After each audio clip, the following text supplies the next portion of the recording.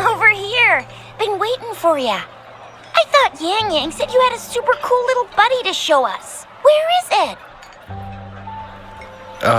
I don't know.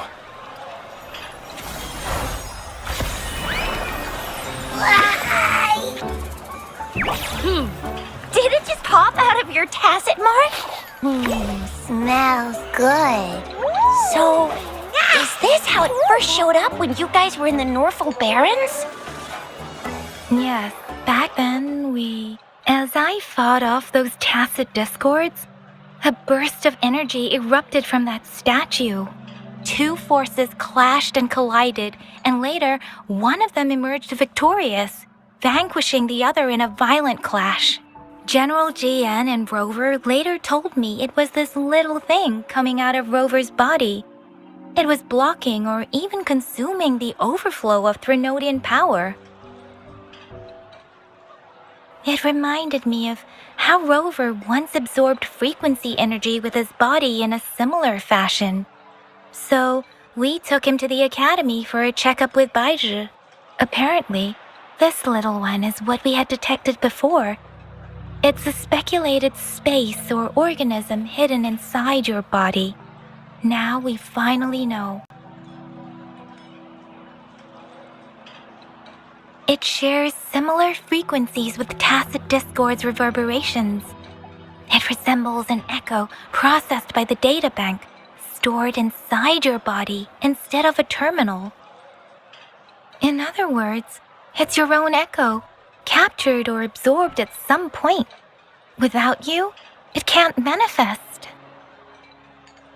That's why Baizhi couldn't confirm just how you absorbed that echo back then. Was it you? Or was it the little one? Or maybe the two of you together? And Baizhi discovered more after analyzing your spectrums. She found a new power source within you, similar to the Crownless, but even stronger. This power comes from the tacit discord you defeated in Norfolk Barrens. So, the excess energy this little thing had consumed somehow ended up in your body, available at your disposal. In other words, there's a deeper connection between the two of you. Or, according to Baizhi, it's a convergent codependency. To put it simply, you are connected. While you are two separate individuals, your energies and vitals can affect each other, for better or for worse. You may even feel each other's emotions. The bond between you and this creature is symbiotic. As it strengthens, so do you. However, if one is harmed, the other suffers. Fortunately, since it can't ever leave your side, it's not an easy target for attackers. And if they do strike, it can seek shelter inside your body for safety.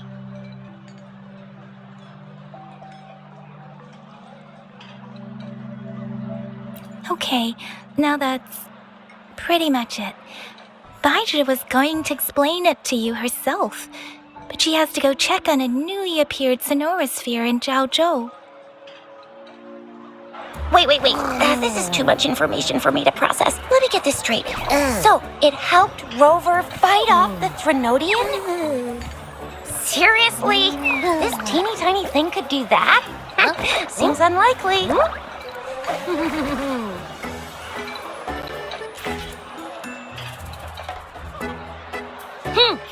Don't look down on me. You'll regret it when you learn what I'm capable of. That poker-faced researcher was absolutely shocked when she examined me. Said I'm not just any echo. I'm a super-duper cool one. Rarest of them all.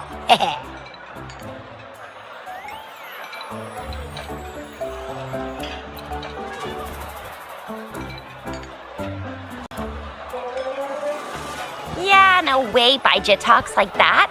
She's more of a data dump kind of person. Super duper cool? Nah, too extra for her. Seems like you're trying to boost your ego a bit. Oh, actually, while those aren't Baija's exact words, that is what she meant. She mentioned highly intelligent echoes that can act on their own in other countries. Said they are involved in every aspect of human life with unique abilities beyond our imagination.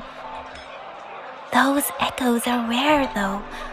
Neither I nor Baija, an eco-acoustics expert, have ever seen one in person. But this little thing here, it could be one of those foreign echoes. Yeah, makes sense. Now we just gotta figure out where it came from. Who knows? We may find other cool echoes in that place.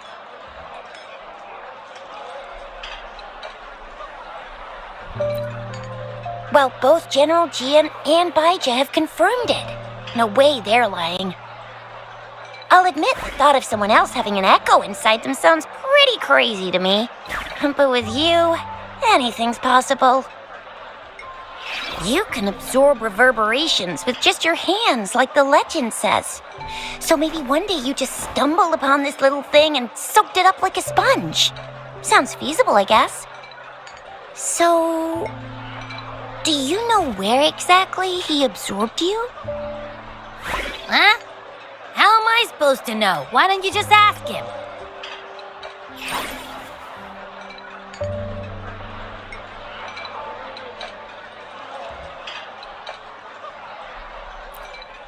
Tusk. Don't take that tone with me. But even if echoes can have memories, they probably wouldn't remember things earlier than their first manifestation. I wonder if that's the case with this little one, too. Aha! Finally, someone with common sense. That green-haired, serious guy asked me a similar question. Sorry to disappoint, but I really don't remember anything before I showed up.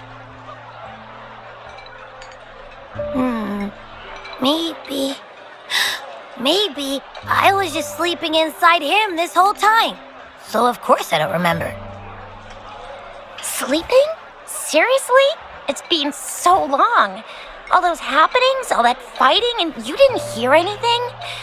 Wow, your sleeping quality is really something.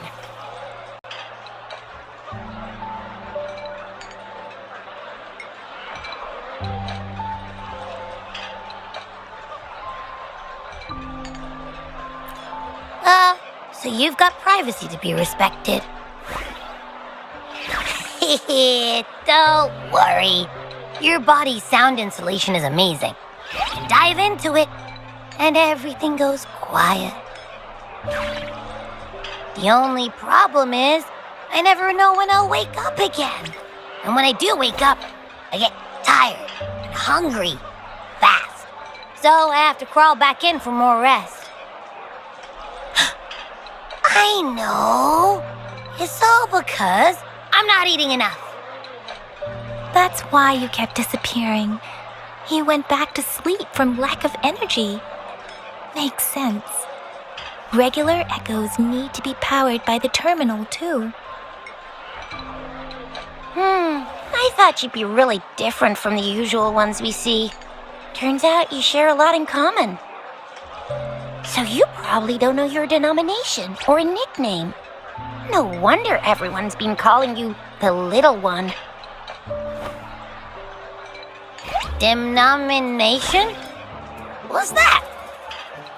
The universally agreed terms for special echoes, like names for humans. They're named based on their characteristics, abilities, and places of origin. My denomination.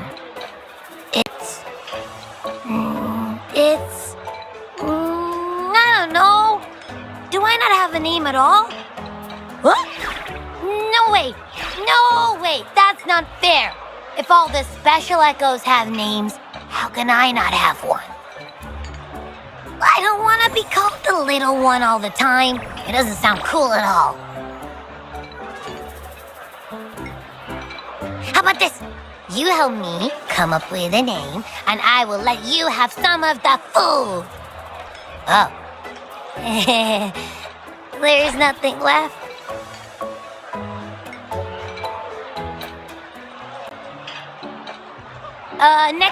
Next time, I'll definitely save some for you. Just give me a name. Please?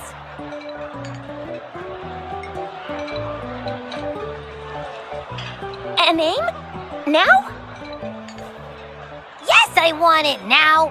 Look, your name's Chisha, your name's Yang Yang, and your name is...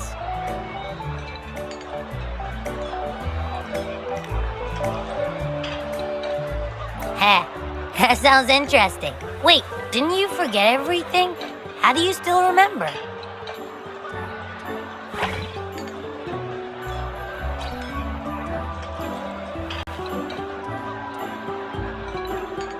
With your old name and memories all gone, it's a good idea to go with a new one. It makes everything more convenient and represents a fresh start. Yeah! Exactly like she said. Every one of you has a name, and I want one for myself too. I'm really not asking much. I just want a name that sounds a little cool, a little special, and epic, and super smoking.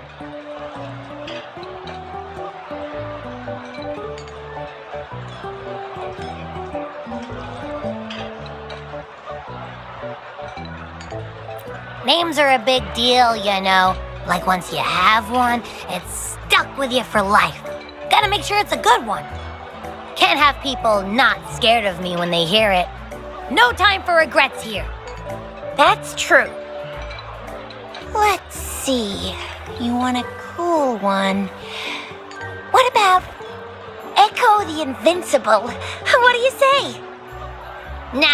Nuh-uh, absolutely no. That's too straightforward. It's no better than calling me the Little One. Hey, it makes every difference in the world. I am Echo the Invincible. That's what a hero play character would say as their transformation call. Or maybe, since you can fly and you've got those long ears, why don't you call yourself Righteous Raptor or Valor Hawk or Flying Fury? No, absolutely no. Why do they all sound so cringy? Why? I love it when people call me the Jinjo Speedster. Doesn't that sound awesome? Huh? Sure, if you say so. Anyway, they all sound like anything but my name. Absolutely no.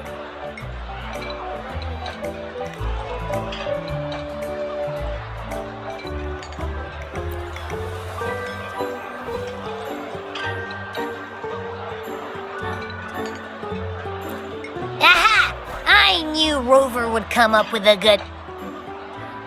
Wait, why does it sound so random? You didn't just pick two random syllables, did you?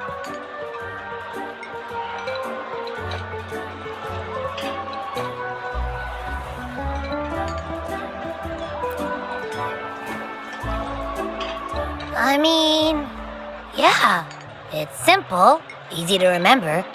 I can imagine myself yelling it out loud, and at least it sounds better than Chisha's cringy titles.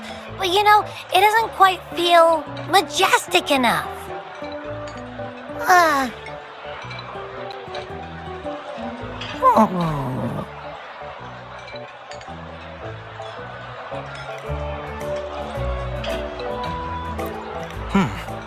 Why is it suddenly so quiet?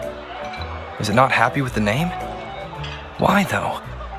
Can't think of anything better that's catchy, impactful, and clever all at once.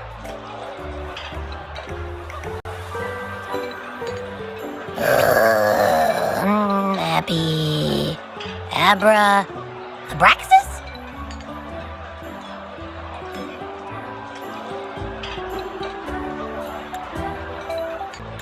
What's wrong? What are you muttering about? Abra... What? Sounds like you're reading a spell. I don't know, but I just have this feeling that this is what my name should be. Okay, ready? Abby. I like the sound of that. That's my name.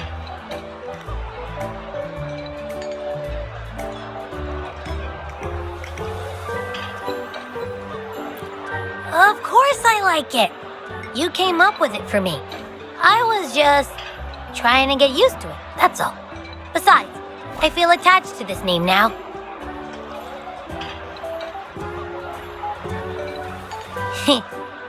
My name is Abby.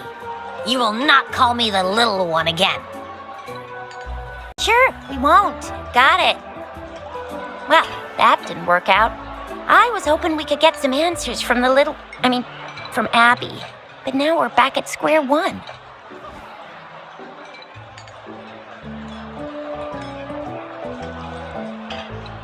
I really thought we could figure out where Abby came from. It might not lead us to other special echoes, but it's at least a starting point to uncover Rover's past. Then we'll have something to do before asking Madam Magistrate and our Sentinel about it again. Maybe we can start with Abby's special abilities instead. Each special echo has a unique ability. We can compare what Abby does with our records of other echoes to see where they came from. Besides, it was Abby's power that helped Rover defeat the Threnodian, I suppose.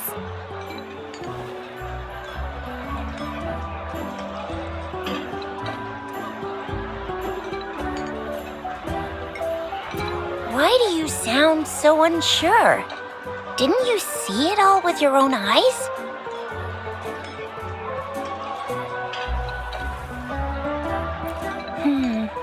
Abby, can you show us again? I'm super curious how you did that. Who knows? We might learn something. Well, since you asked, I'll show you how it's done. But this place is too crowded. Let's move to that open spot over there.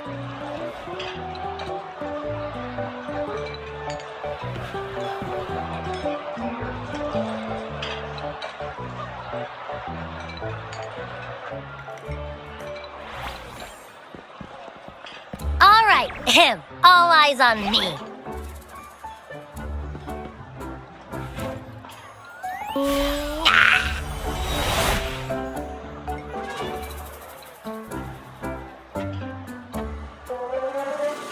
What's going on? I'll try again, just you see.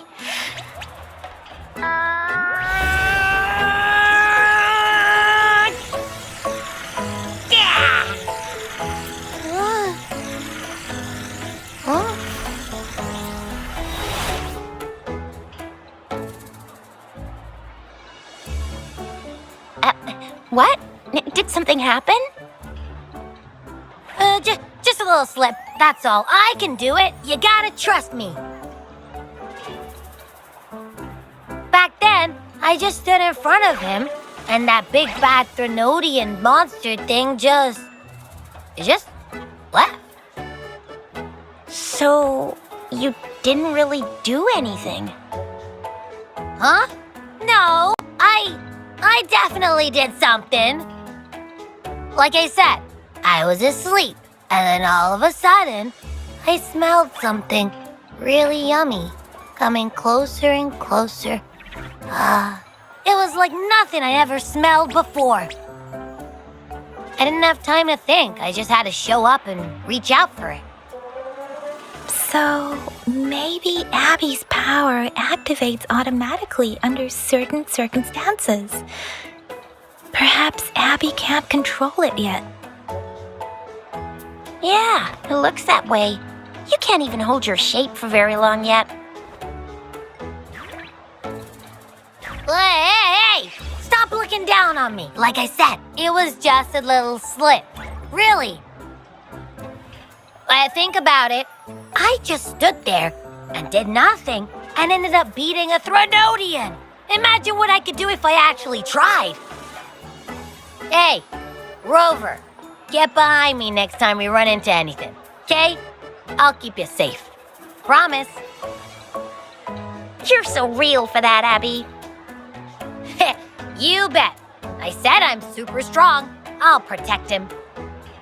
That's very reassuring to hear, but it seems we're stuck again.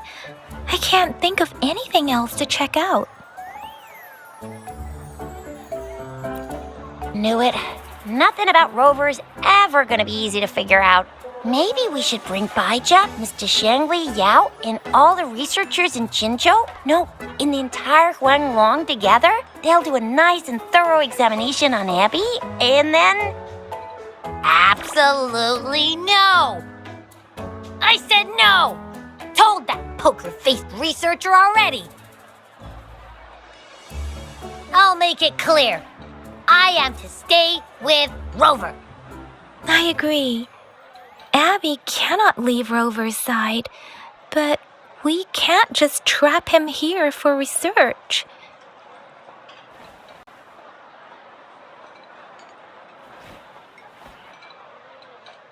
Where did you absorb Abby?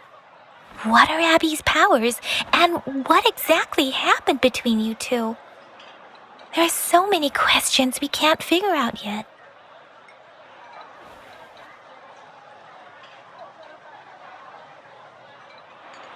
Our Sentinel Joy can look into the future. Nothing ever deviates from its predictions.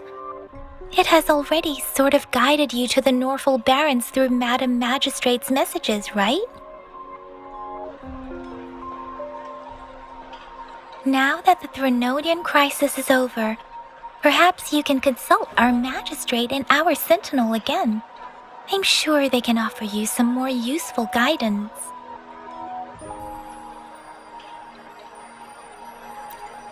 Relax, relax. You have me now, remember? Meeting up with that Jinshi person, getting your memories back. I've got you. Speaking of that, so this Sentinel can predict the future? That sounds cool. The name Jue sounds pretty cool too. It's almost as cool as mine. What does it look like? Where is it? Since we're paying it a visit, this Sentinel should treat us with food, right? I wonder how the food's gonna taste. Our Sentinel protects every one of us. Of course it's cool. But why are you talking about food again? Didn't you just stuff your face? What, is your stomach a black hole? I can't help it. I'm always starving.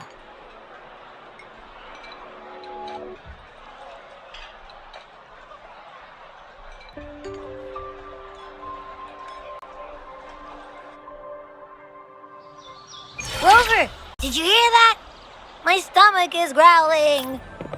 I'm so hungry. How about we go to that place we went to last time with Yang Yang and Chisha? I love their food so much.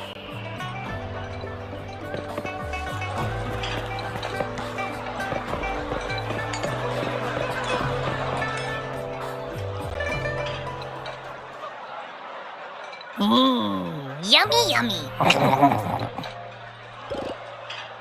Hello? Are you with me? You seem a bit distracted. With so much delicious food right in front of you, aren't you gonna try any? Well, if you're not interested, I'll gobble it all up.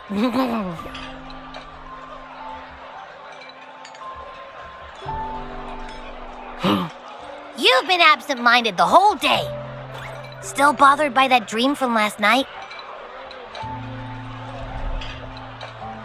Wait, so you had a dream about the Sentinel? Like the one from your flashback when we saw the Sentinel statue after you lost your memory?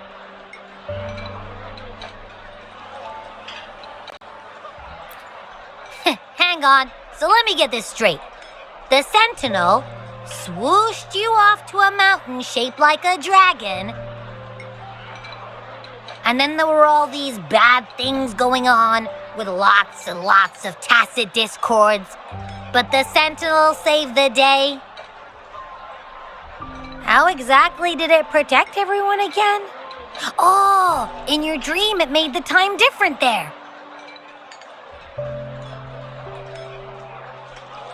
Yeah. The time in the mountains seemed to have slowed down from the outside, away from the tacit discords.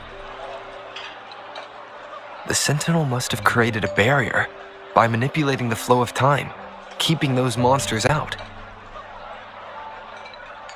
It was a safe haven from all the disturbances caused by the tacit discords, where people lived peacefully.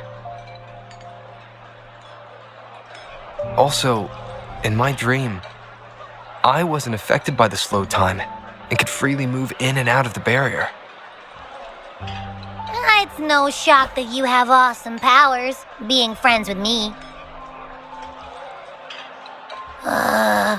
What was that place you dreamed about called? I'm not entirely sure I heard it correctly, but in my dream, the Sentinel mentioned a place called Mount Firmament. Mount Firmament? Never heard of it.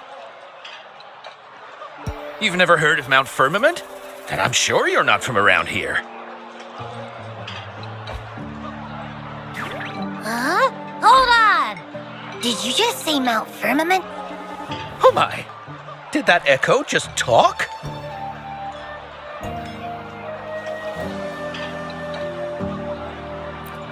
Come on, man, relax. You don't hear an echo talking every day, but it's not that uncommon either.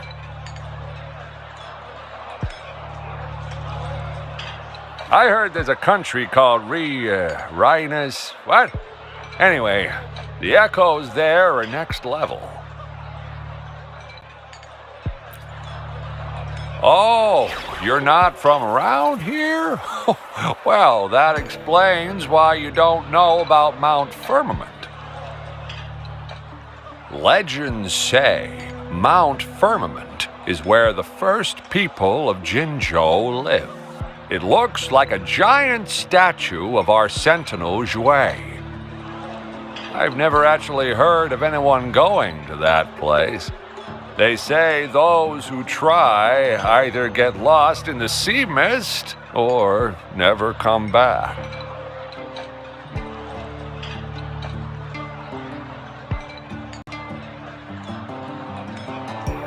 If you're curious, just head southeast.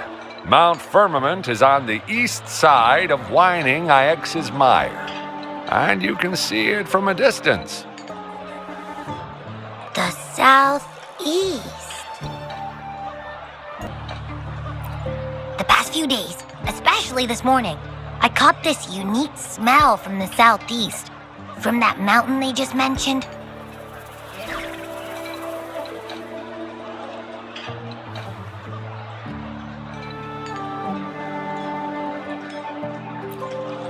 It's like a strong energy pulsing through the air, but I can't quite put my finger on it. It feels kinda weird, though. Doesn't smell natural. Could it have anything to do with what you said? A place where time passes slowly? Do you want to go check it out? I had a flashback about seeing their Sentinel, Perhaps that happened on Mount Firmament. I can feel an unknown force guiding me, urging me to go there and find something. Jinshi said she'll go search for the Sentinel and update me on its whereabouts. But so far, I've not heard anything from the City Hall yet. Then shall we go check it out together? It feels really suspicious.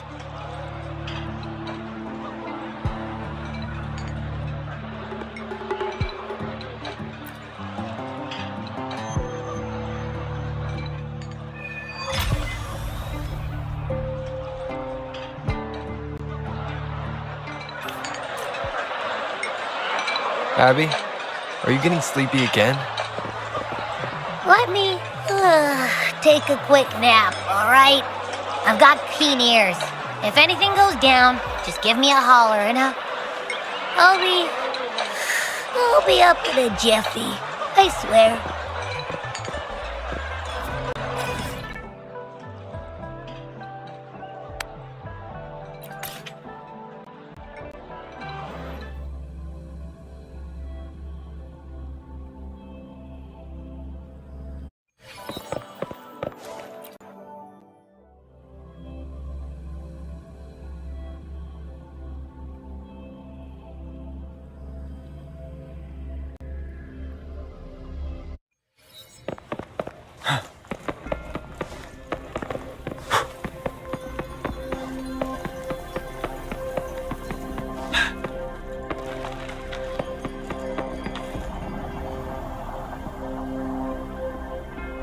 Greetings, Rover.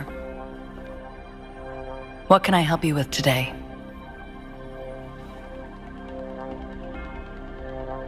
I regret to inform you that Madam Magistrate is not in the City Hall.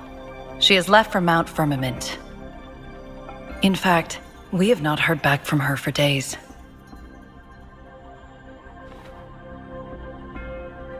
Unfortunately, no. Please keep this confidential. The situation in Jinzhou is still unstable after our battle with the Threnodian. We must limit discussion of the Magistrate's whereabouts to a select few.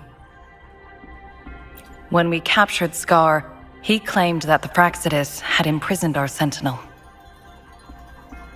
It was around the same time that Madam Magistrate lost track of Sentinel Jue. If our Sentinel is truly in danger, or if someone with malicious intent obtains this information, the potential consequences could be as catastrophic as the previous Threnodian invasion. In order to investigate the Sentinel's whereabouts, Madam Magistrate has left for Mount Firmament, its last recorded location.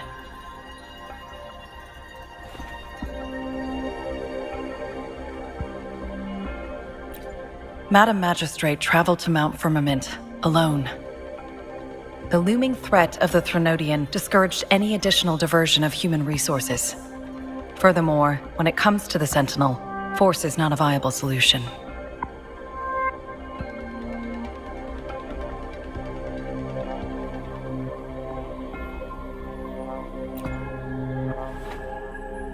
Madam Magistrate trusts you. It is beyond my authorization to meddle in your decisions. However, the landscape around Mount Firmament is complex. One must be accompanied by a special wayfinder to navigate safely. That's all I know.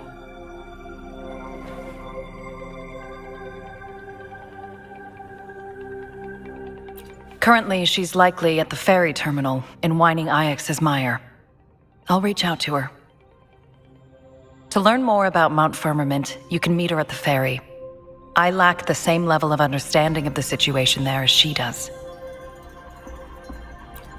I trust Madam Magistrate's decisions. I will do my utmost to handle the public matters on her behalf while she is away. This worry about her safety won't leave me.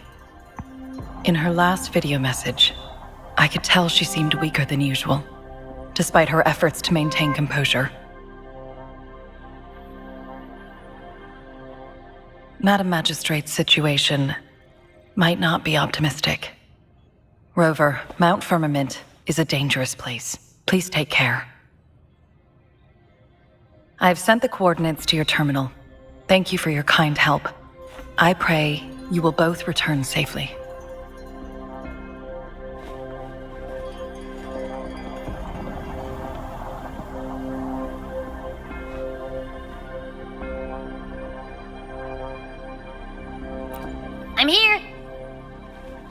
Hey, did you notice how the mountain has a strangely pleasant smell?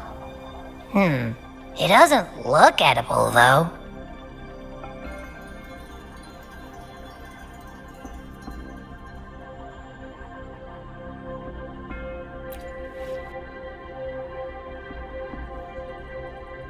Of course you can!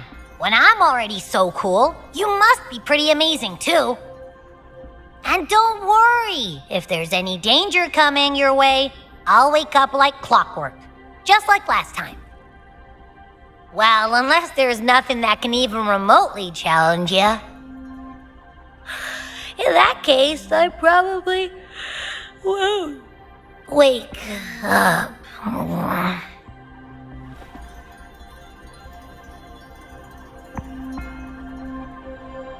Let's head to the ferry. Mount Firmament. Our Wayfinder should have plenty information to share.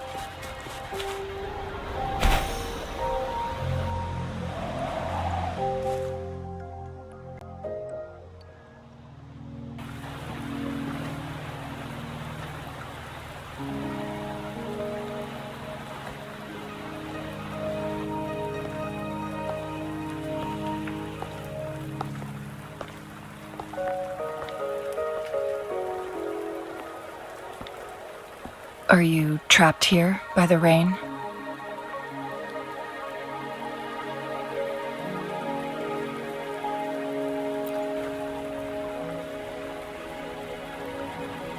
I happen to be waiting for someone too.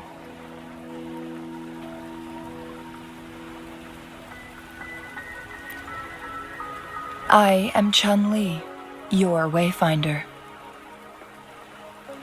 Don't worry, the rain won't last much longer. Our destination lies just beyond it. Rover, what do you know about Mount Firmament?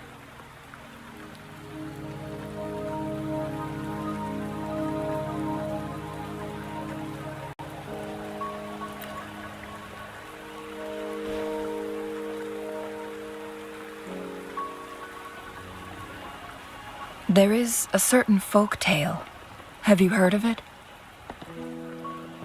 While hiking in the mountains, a woodcutter came upon two people playing Weiqi and became enthralled with their game. Upon his return home, he found a world transformed. Everything was different, as if in a new reality. That mountain was a secret realm where time worked differently.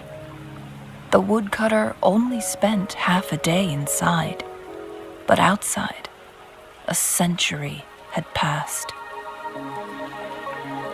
Mount Firmament is such a place. But unlike this folktale, there is a price to pay for entering and exiting its grounds. If I spend a full day in the mountains, 10 days will be taken off my lifespan upon my leaving, reflecting the actual time that is passed outside. Not to mention, the situation on Mount Firmament right now is probably even more complex than before.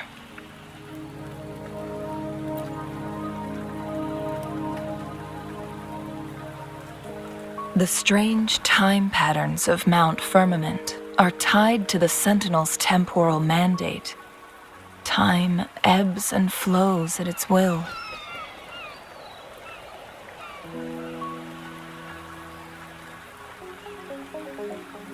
If the Fraxidus really has imprisoned our Sentinel, causing it to lose control of its powers, that could explain the temporal disruptions. Which means Mount Firmament is basically a dead end, with no way out.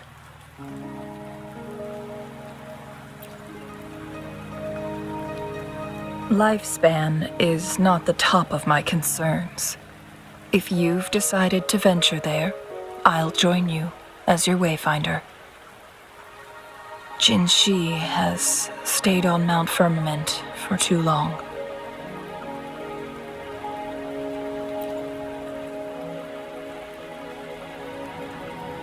She doesn't miss a thing, does she?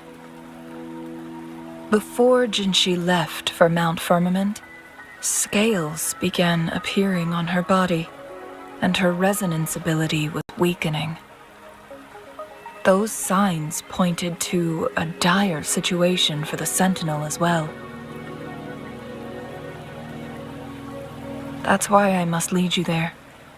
You might have the key to solving our dilemma.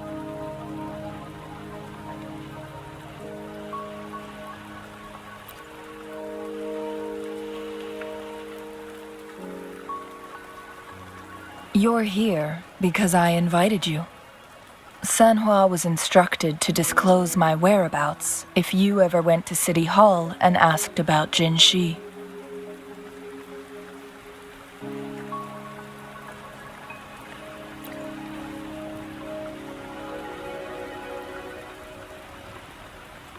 From what I understand, there is a strong link between you and the Sentinel.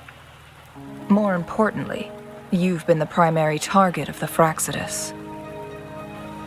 That overseer tried everything to sway you and make you join their side before our battle with the reviving Threnodian.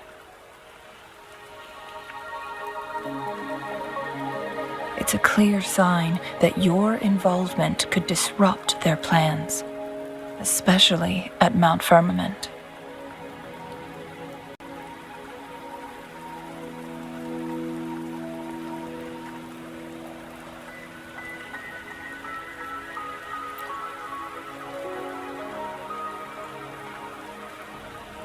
Records at the Grand Library tell a tale of someone who dared to enter Mount Firmament after the Sentinel's descent, and they emerged unscathed, as if time had no hold on them. They were also said to have stood alongside the Sentinel.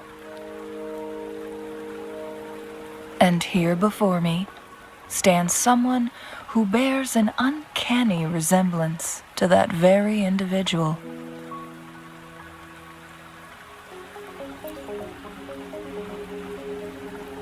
Is it you? If not you, who else could it be? It took me some effort to finally reach this conclusion. Rover, the journey ahead is filled with danger at every turn. Once we venture into the mountains, there's no turning back. Are you sure you still want to join me?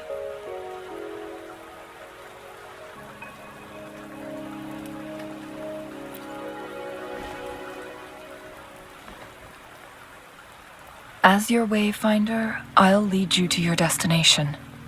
What you do after that is entirely up to you.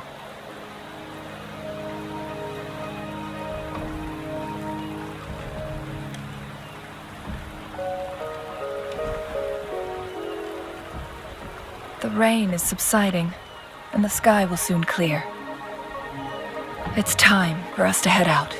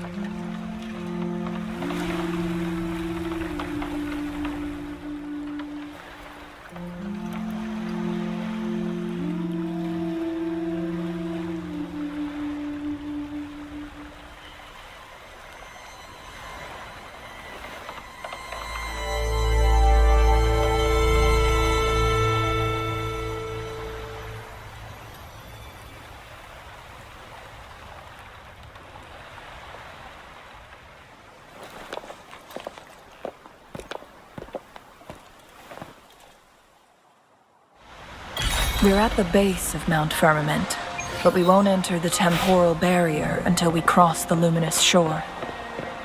Shall we proceed? The storm is coming. Some people must be itching to pounce.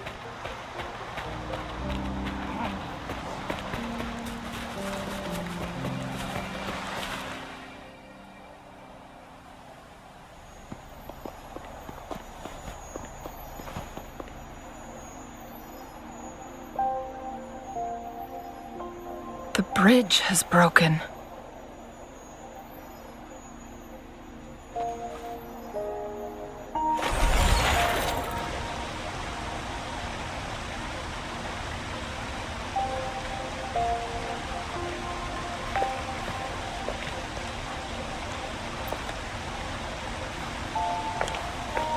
Judging by its design and intricate details, it must be a creation of the court of Savante. This is what they call a chronosorter. It mimics the Sentinel's temporal mandate, able to reverse small-scale events and restore objects to their previous state. My master once told me about the court of Savante and their fearless quest to unravel the mysteries of Mount Firmament, risking all in their pursuit of understanding its strange flow of time. Their dedication bore fruit in the form of fascinating inventions, such as this chronosorter. But it doesn't add up.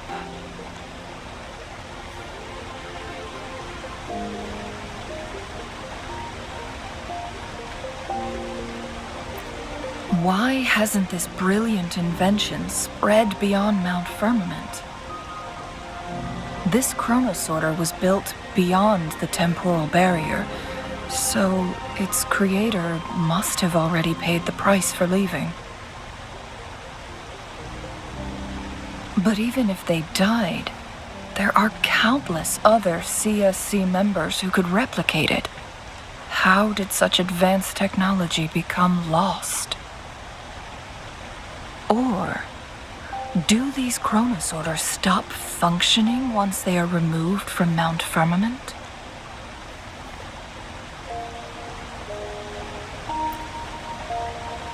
This chronosorter, weathered though it may appear, bears no signs of neglect. Someone has tended to it diligently. Let's give it a try.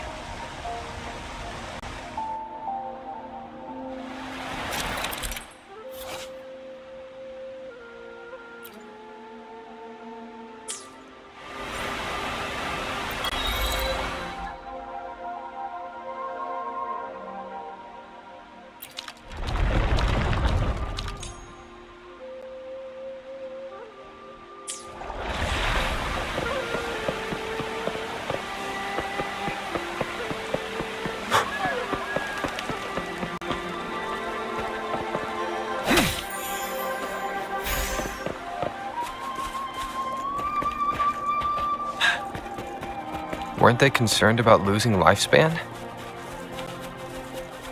for those fanatics, nothing mattered more than the truth.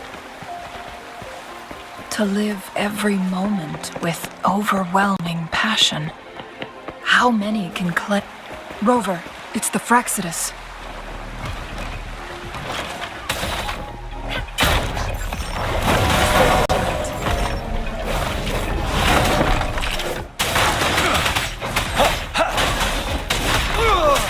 Wind Rider.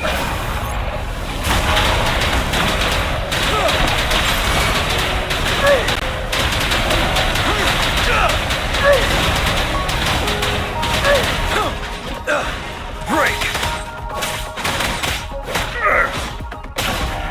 I got your back.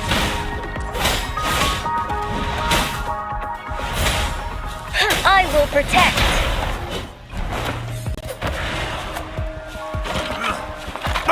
Victory, guide my blade.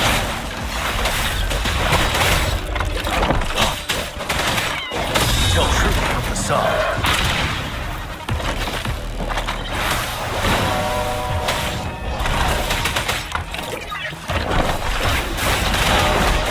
Wind Rider.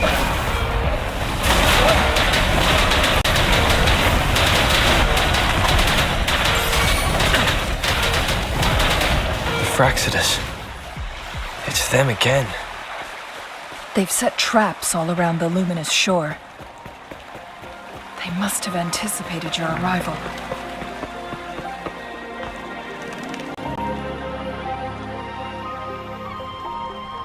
The entrance is sealed. It's the photon barrier, another invention from the court of Savante. Specific steps must be followed to undo the barrier. Rover, I'll guide you.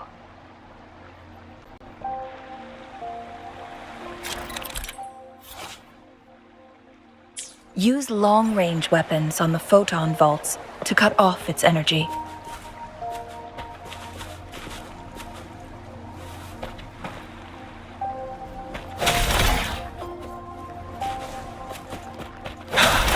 Once we've reached the cave's end, we'll enter the domain of Mount Firmament. Proceed with caution.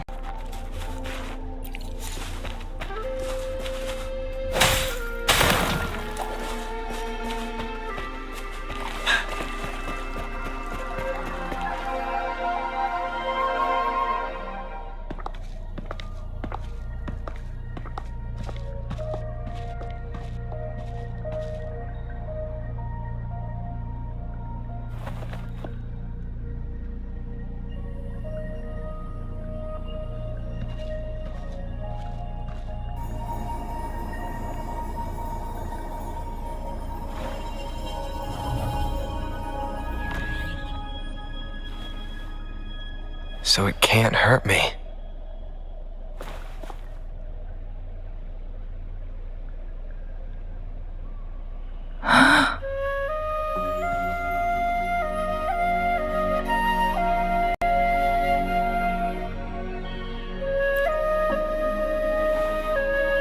Time on Mount Firmament used to simply flow slower than in the outside world. Visitors were safe as long as they remained within the temporal barrier. But what we're seeing now is different. The flow of time has gone haywire. This is what we call temporal disruptions.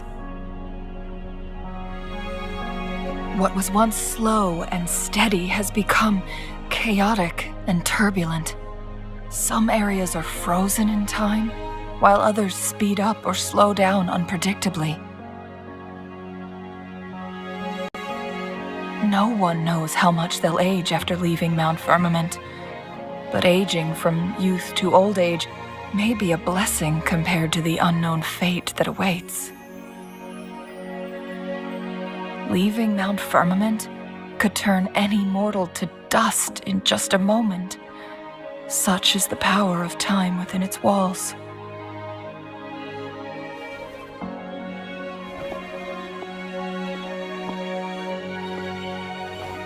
These poor creatures, trapped in the temporal disruption, are the most pitiful of all. Their bodies and minds have been ravaged by the chaotic time, leaving them in unimaginable suffering. So, it looks like the Fraxidus did manage to capture our Sentinel, leading to the temporal disruptions we are facing now. I had wished that my theories would turn out wrong.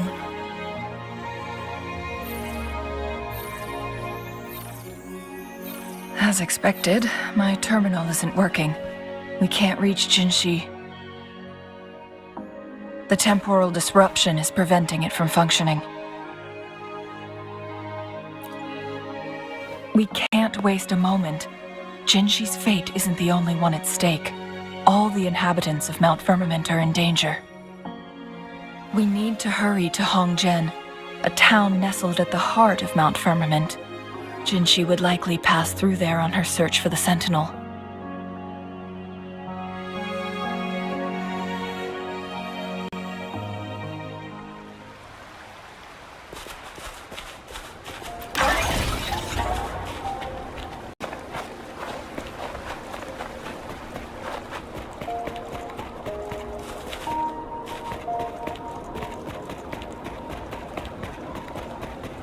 The temporal disruptions have spared nothing on our way here.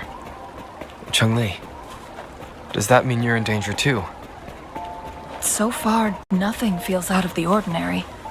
It seems the Sentinel contained the situation before being fully trapped. But I don't know how long this stability will hold. If I go down, please, don't worry about me. You need only focus on what you have to do.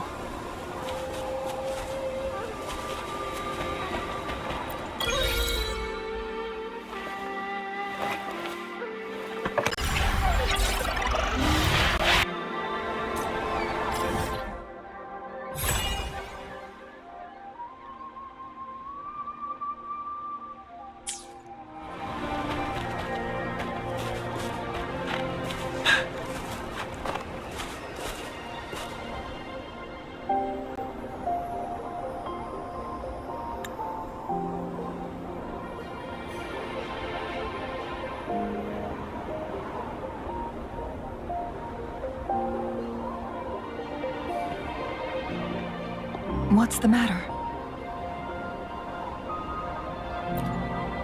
You dreamed of Hongzhen?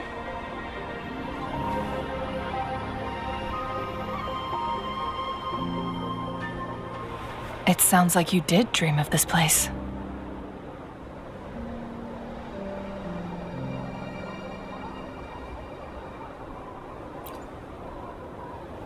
What you just described closely aligns with the accounts documented in our Grand Library. Over a century ago, a vast horde of tacit discords invaded Huanglong. Hongzhen suffered greatly during that onslaught. Thankfully, the Sentinel descended, manipulating time to erect a protective barrier, keeping those monsters at bay. Rover, perhaps that dream is more than just a dream. It could be a glimpse into your own past, and a guiding light for the future.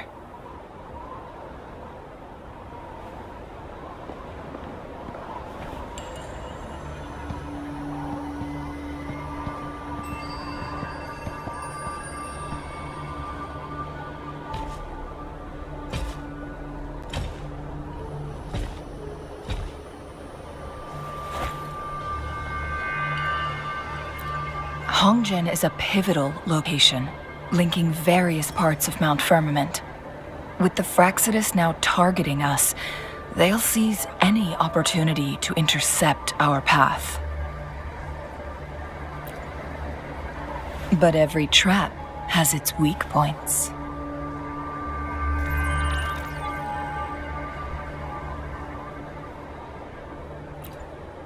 Someone has used their resonance ability here, but it feels different from the Fraxidus aggression.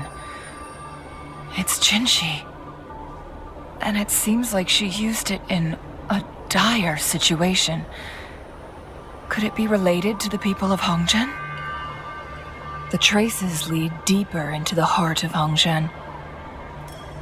Let's keep moving. Don't let your guard down.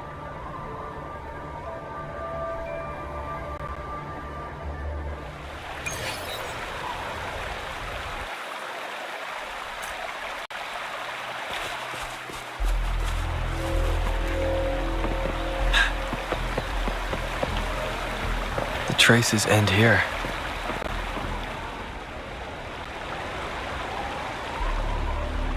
Someone fought here against those Fraxidus.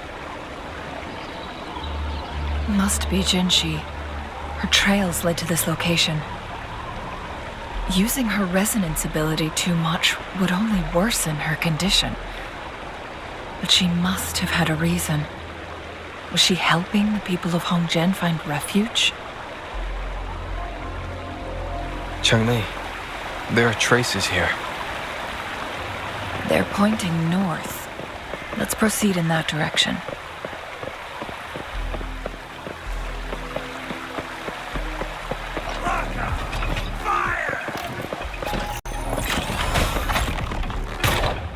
How delicious. The vase on the stone table seems rather peculiar.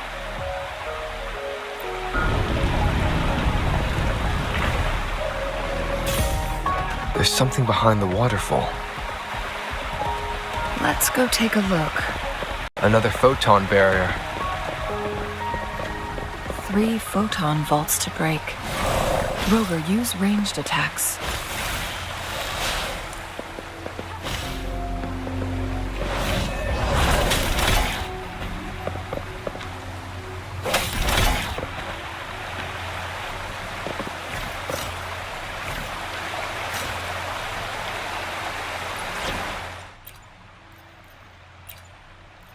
Dragging me out of my lab for this.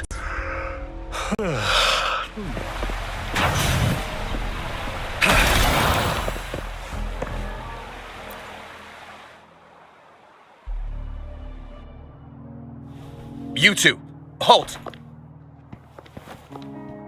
Hold on. Lady Xingyi. Relax, there are honored guests. No need to be tense. In a single day, we've greeted both the Magistrate of Jinzhou and her trusted counselor in Hongzhen. I can only assume something significant happened. It's been a while, Cheng-Li. I heard you step down from your position and move to the countryside. And now here we are, meeting again after all this time, in such unfortunate circumstances.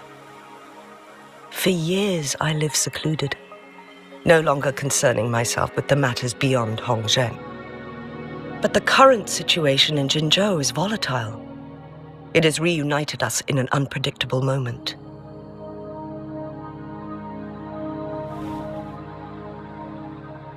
And you, young sir? What shall I call you?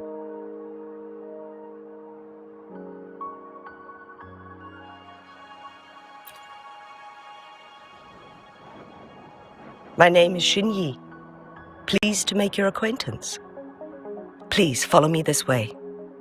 It's not safe to talk here.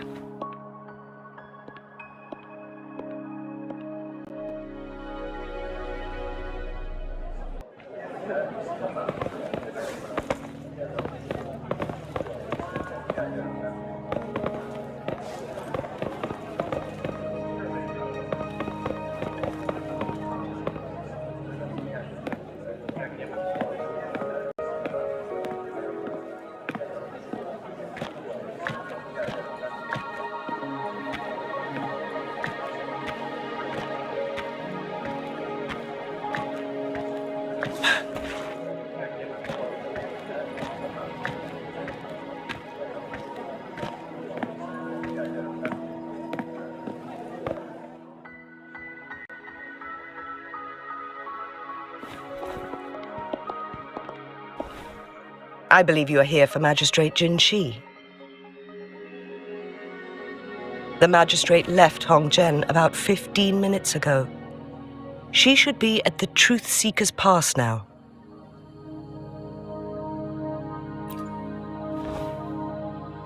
That's what they call it in Hongzhen. You might know it better as the ruins of a Court of Savante facility.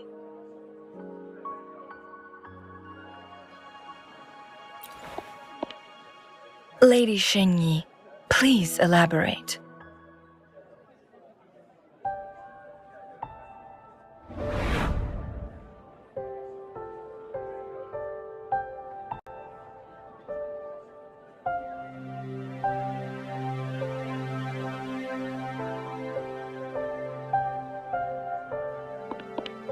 Madam Magistrate, are you...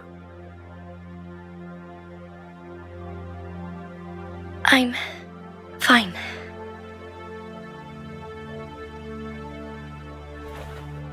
How's the situation? Have we evacuated all the civilians? Yes. Remaining civilians have been counted and escorted to safety. Good. These hidden chambers should provide some much-needed shelter for them to rest a little.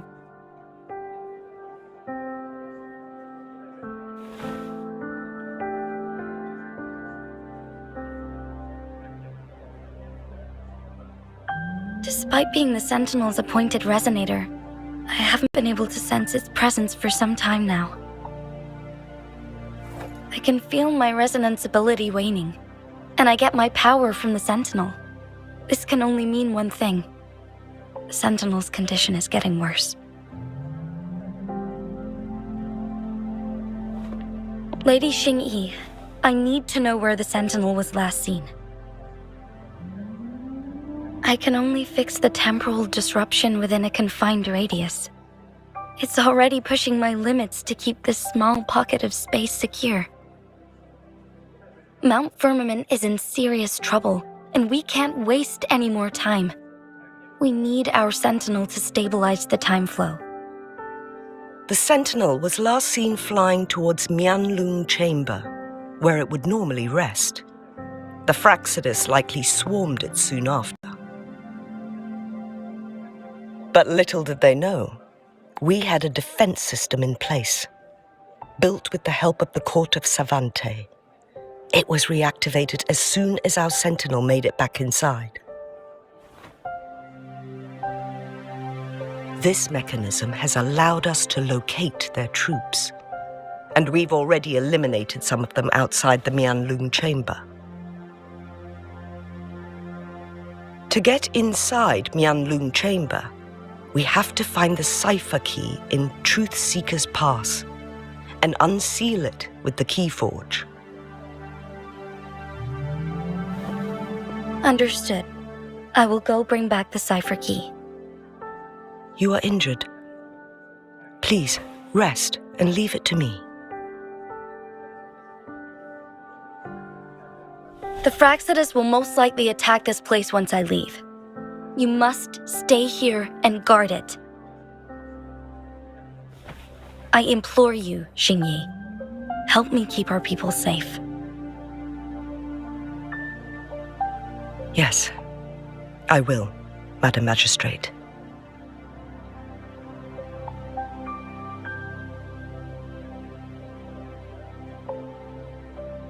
Before I headed to Mount Firmament, the Fraxidus revealed prophecy from our Sentinel. A fateful clash between the Sentinel and myself that would shape the fate of our city. I never intended to believe their baseless claims, but I was not surprised to hear it.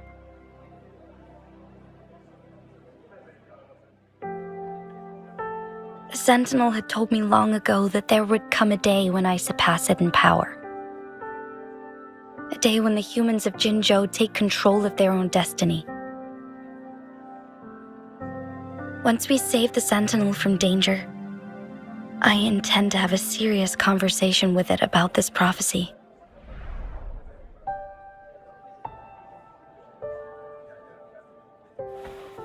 And then she left.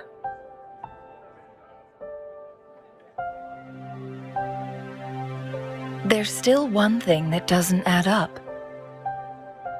did the Fraxidus kidnap our Sentinel? The Mianlong Chamber was once renovated by the court of Savante. Do you think their research could be involved somehow?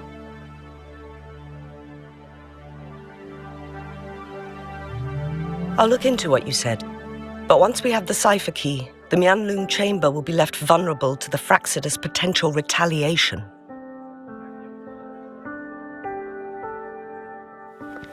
We must keep them at bay. Rover and I are headed to the Truthseeker's Pass to meet up with Jingxi. We'll distract the Fraxidus main forces, giving you an opportunity to stage your ambush. And the locals will handle the rest. I will send some men to open up the side exit for you. Head south and keep walking a couple of minutes, and you will see the Truthseeker's Pass downstream. Thank you, Lady Xingyi. Please, leave it to us.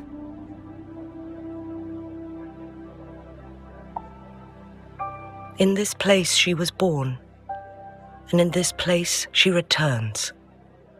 Our magistrate's fate is bound to Mount Firmament.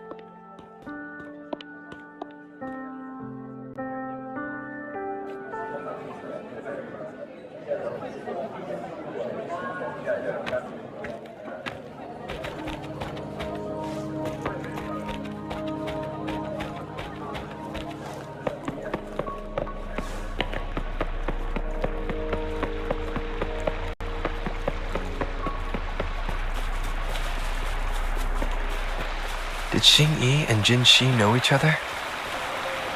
Jinxi was chosen as a baby for her resonance ability and raised in City Hall to become the Sentinel's appointed resonator.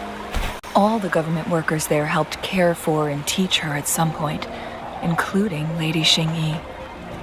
She grew up with immense responsibilities, forced to suppress her true nature from a young age. Thinking back, Jinxi was only a teenage girl when she became the magistrate. She has been burdened with unimaginable weight that most cannot fathom.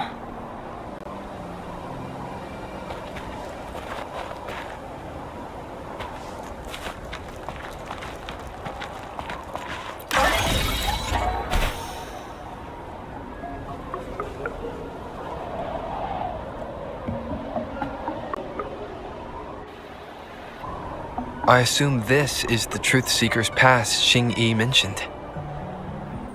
Yes. This should be another chronosorter. It should work in similar ways with the one we saw near the luminous shore. The entrance is built on that cliff, and it's been blocked. We will need to break the 3 photon vaults with ranged attacks first.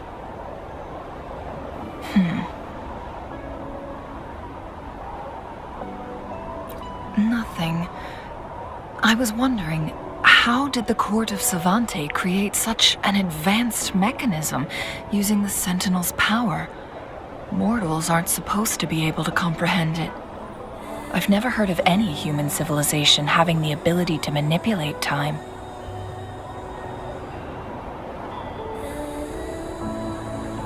Unless the Sentinel willingly taught them. But why? We need to focus on items related to the Court of Savante in Truthseeker's Pass. Maybe we can find some clues there.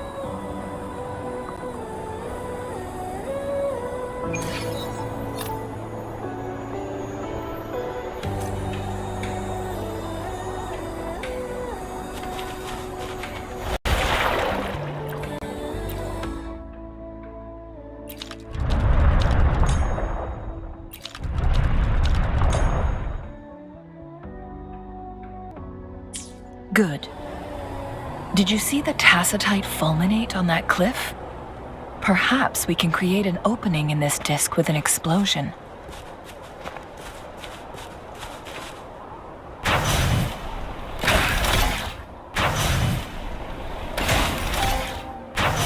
One of the photon vaults always ends up blocked off. We can't seem to break 3 of them at once. Perhaps we'll need to use the Chronosorter.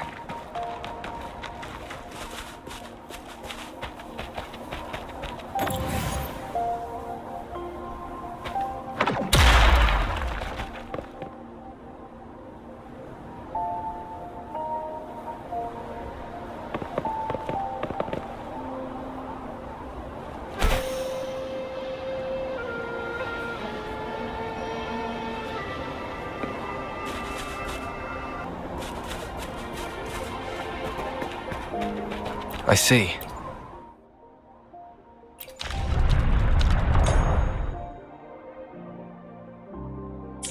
It worked. The opening fits right onto the middle photon vault. Rover, now we can hit the 3 photon vaults simultaneously.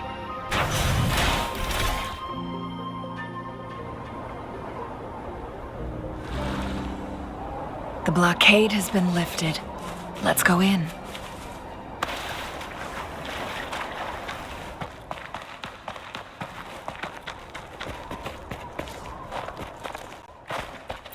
Wouldn't hurt to be more prepared.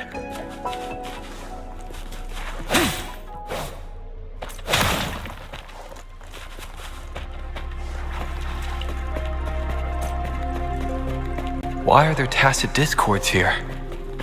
No. These monsters, they don't look like the usual tacit discords. These also look like the works of the Court of Savante. They create these simulated holograms to protect this place?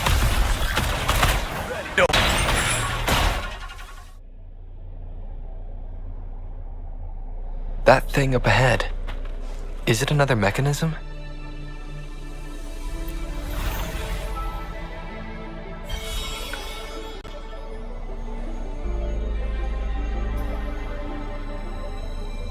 The glowing patterns on that gate. It's a flare crest.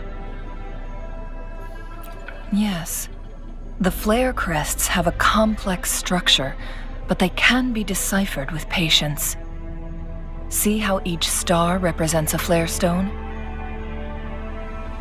That mechanism we accidentally solved earlier should be one of them. Yes. We still need the other 2 flare stones to open it. Wait. The blood and scales here. It's Jinshi.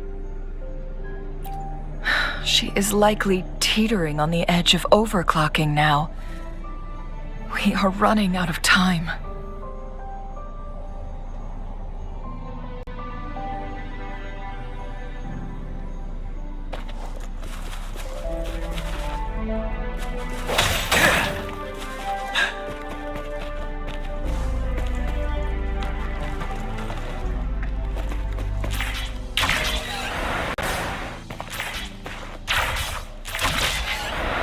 Decades have passed, but those researchers present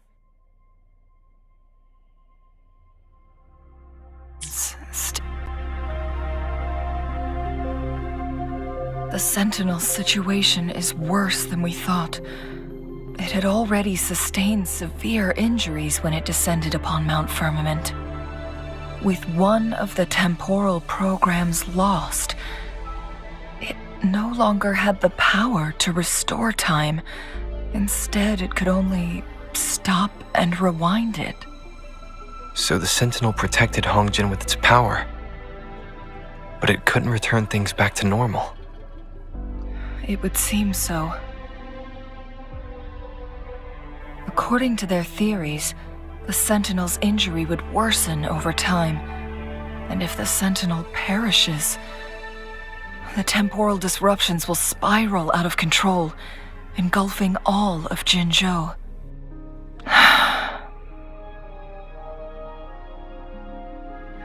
So the Fraxidus just added a pinch of salt to the already gaping wounds on Mount Firmament. There's nothing we can do. At least that's what it says in these records. Only the Mianlong Chamber can provide temporary relief for the Sentinel, but it won't heal it completely. In the end, the Sentinel and a peculiar visitor who is immune to time disruptions would have to come up with a last resort. The Sentinel couldn't be fixed, so they decided to replicate its power onto a resonator through induced resonance. Their experiments resulted in the first chronosorter, a man-made resonance object. No, a chronosorter can only rewind time within a narrow range. It's no match for the Sentinel's immense power.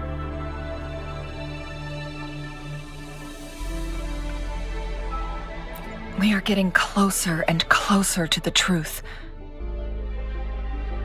2 more flare stones left. Everything aside, first we must find Jinshi.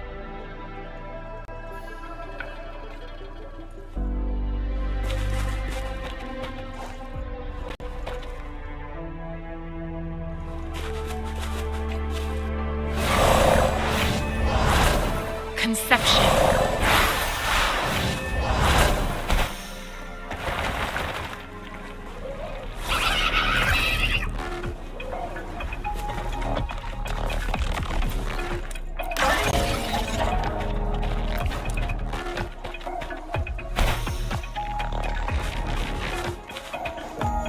Another chronosorter.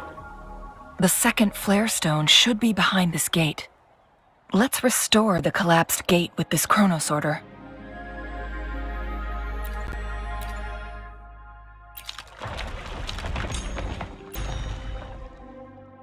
Look at that device on the floating slab.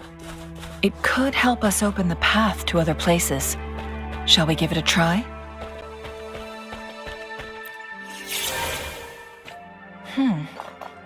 So it turned you into a Kleinbang. Please use the leap device to eject yourself and crash through that ice wall.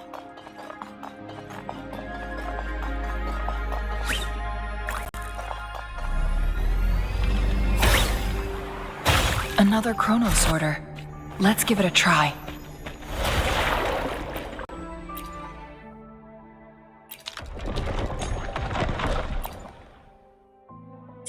The stone slates have formed a path. Now we can bring the tacitite fulminate across the water.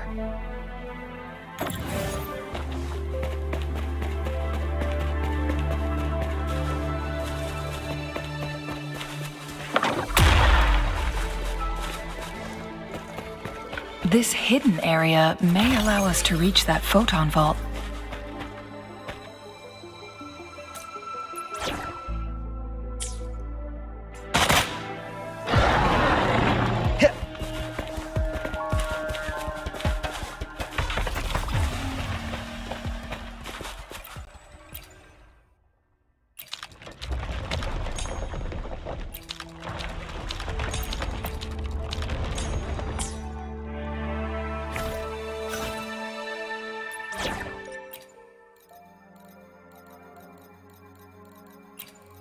May this journey bring us closer to the truth.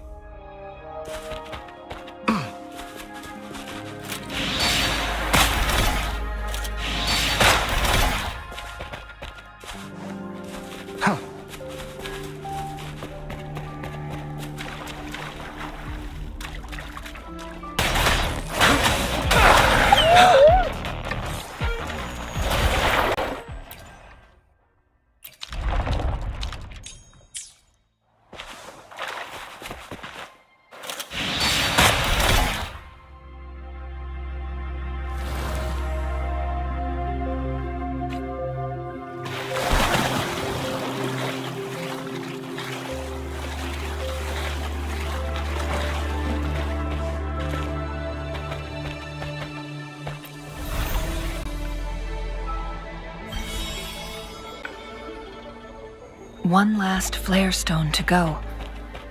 There's a carrier lift nearby. Perhaps the flare stone is on the floor beneath us. We should be able to find Jinshi soon. We've reached the carrier lift. Wouldn't hurt to be more prepared.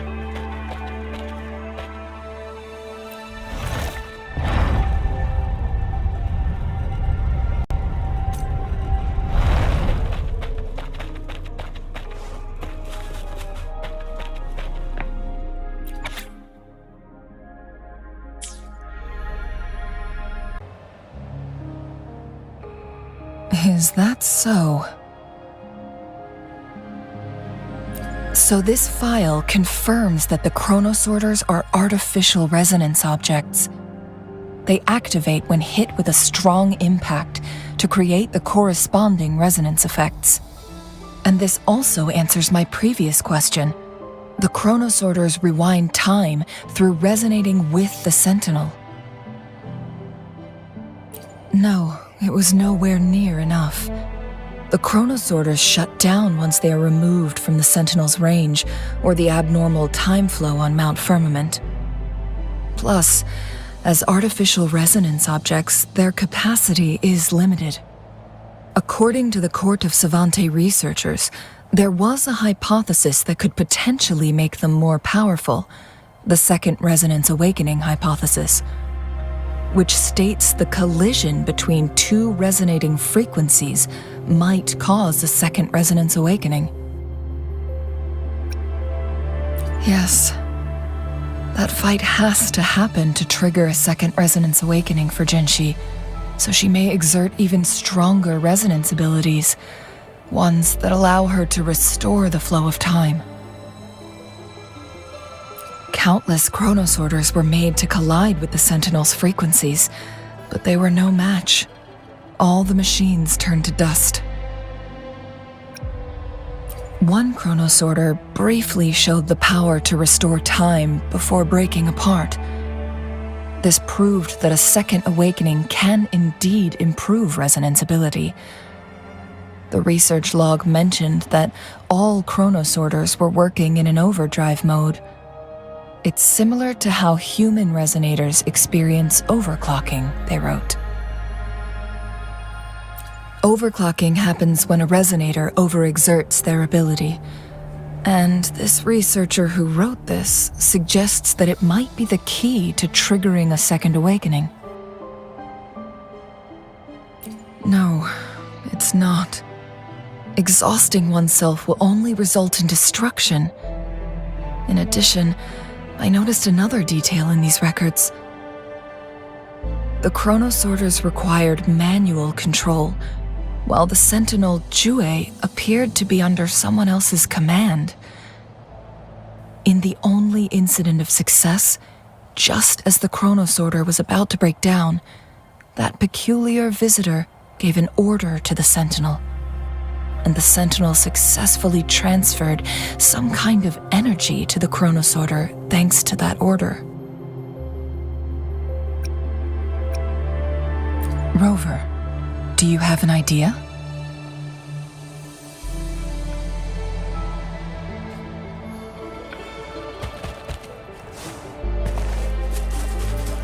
Jinshi.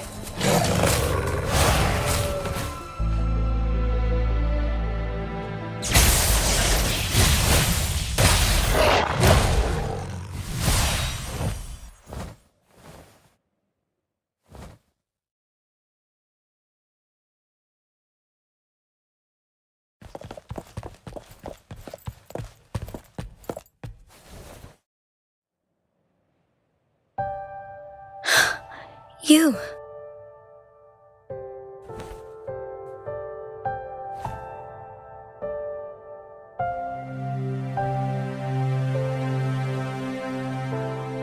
Don't worry. Rover is special. The temporal disruption can't hurt him.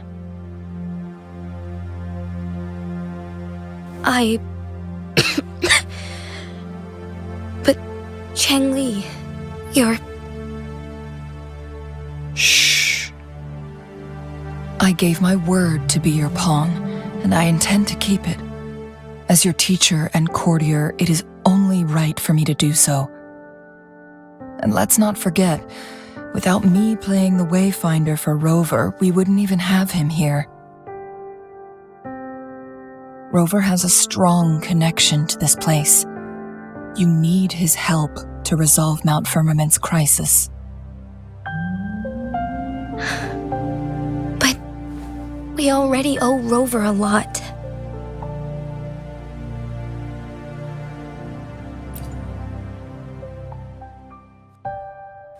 Thank you, Rover. Thank you. Rover, I will do everything I can to rescue the Sentinel as soon as possible. And we can finally talk to it in person.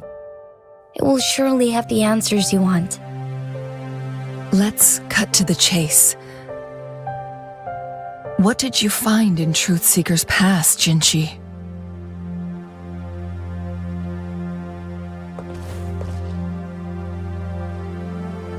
According to the Court of Savante's records, the Sentinel was already injured upon its arrival at Mount Firmament.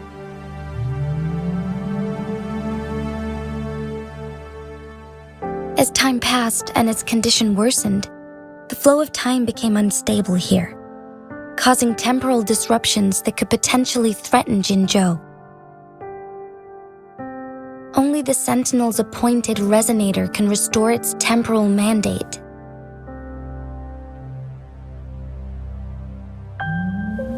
Their records indicate a solution.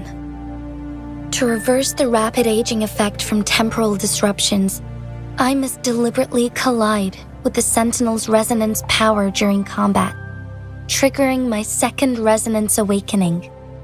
That will enhance my power beyond its limits. Let's say you can achieve all that, but Jinshi, do you understand what is at stake for yourself?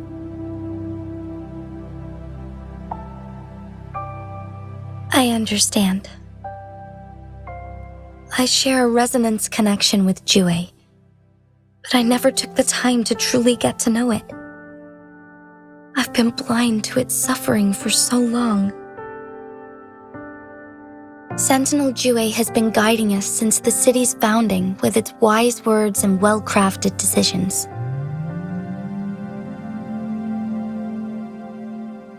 The temporal disruptions we face are just a side effect of its efforts to protect local people. Without the Sentinel blocking out tacit discords through its time manipulation power, Jinzhou would be a barren wasteland today. So what do you plan to do, Jinshi? If the Sentinel's condition is indeed incurable, nobody knows how far the temporal disruptions will continue to spread. Today it's Mount Firmament, but tomorrow it could be all of Jinzhou. I will. If it truly comes down to that, I'll fulfill Jue's prophecy myself. It's the only way to save Mount Firmament, protect Jinzhou, and help the Sentinel. Have you thought about the consequences, Jinshi? Trying to trigger a second awakening by fighting the Sentinel, it could make you overclock at any moment. We both know what that means. You could lose your mind forever, or even disintegrate into dust. You don't want to end up like those chronosorters, shredded under immense pressure. On top of that, do you honestly believe you can fight in your current condition? I can see right through your facade, Jinshi. You're essentially committing suicide at this point. You're one to talk, my teacher.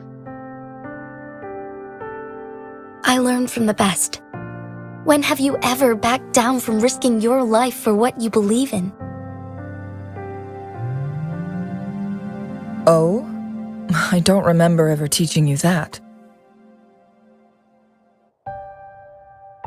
We all die eventually, but we need to stay alive as long as we can to achieve more. Jinshi, you must live and inherit the Sentinel's power. Then you can save and protect these people for years to come. Changli,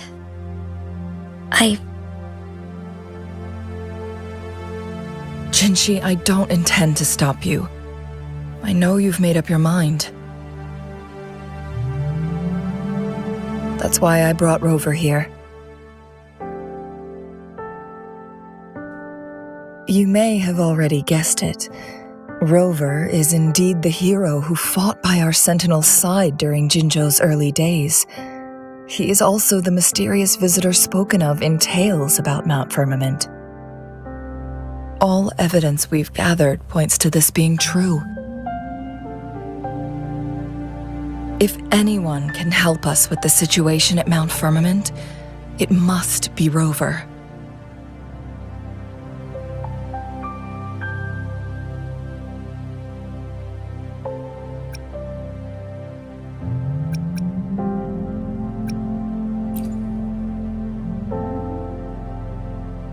Thank you, my teacher. Jingxi will keep your words in mind. Lastly, we still don't know for sure how the Fraxidus is keeping our Sentinel trapped. This will determine if you can actually meet it face to face.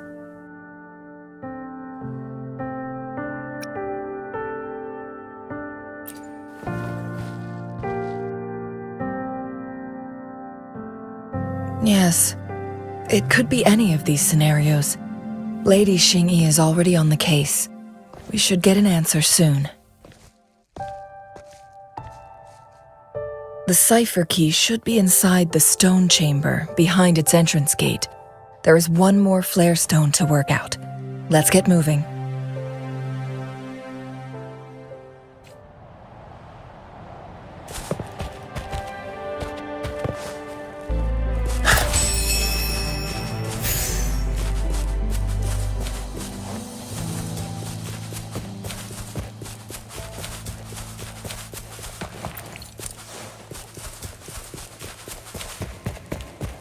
Look, our last target, on those floating floor tiles.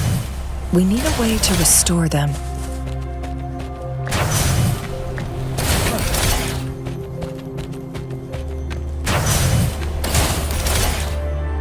It's not working. We may need to follow a specific order.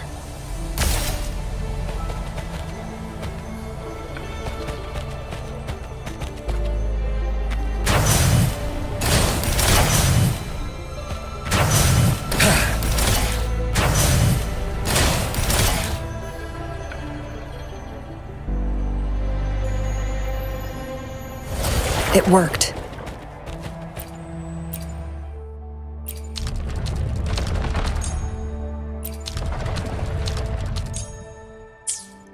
The court of Savantes set many traps here. They must have worked hard to protect Mianlong Chamber.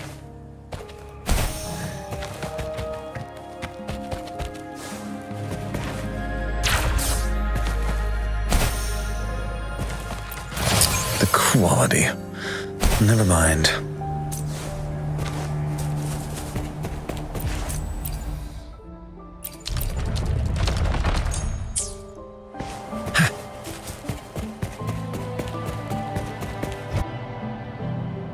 It's a trap! Watch out!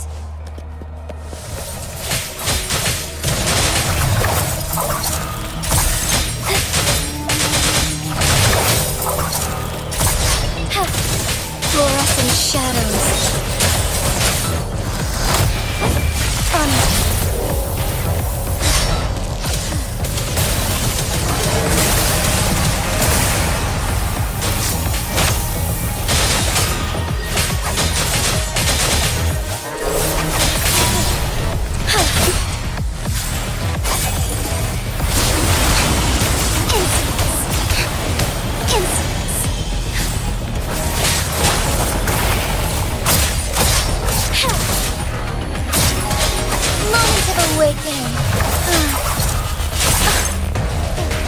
Together we vanish. My blade yearns.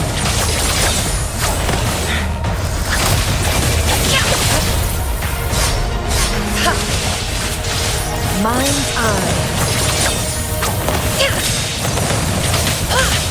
Take full. Swift and resolute. No hesitation.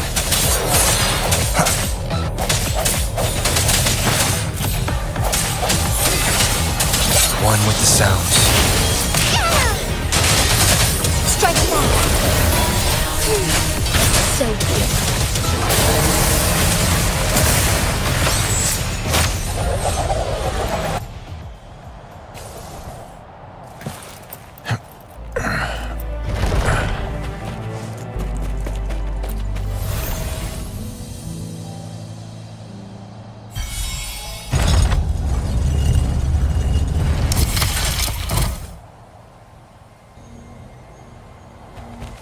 I'm done with all 3 flare stones.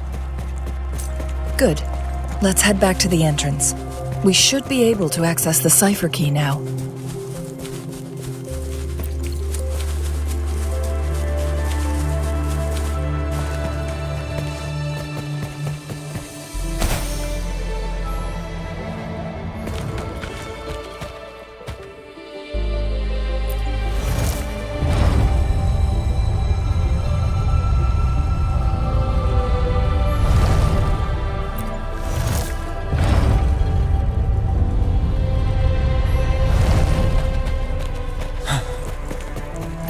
Extra supplies.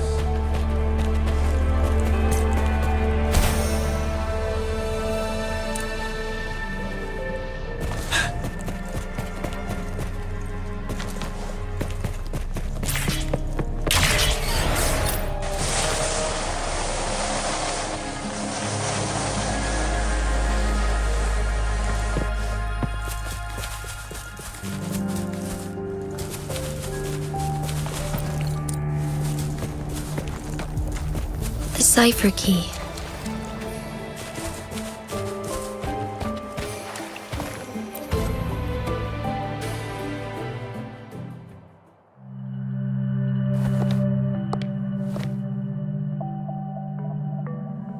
Rover, take good care of the cipher key.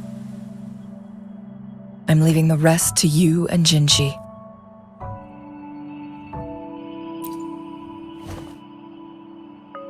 Please don't forget, I am your wayfinder. I journeyed with you into the mountains to ensure you meet up with Jinshi. From this point onward, I will be counting on you both to go and confront the Sentinel. This is all I can do for you.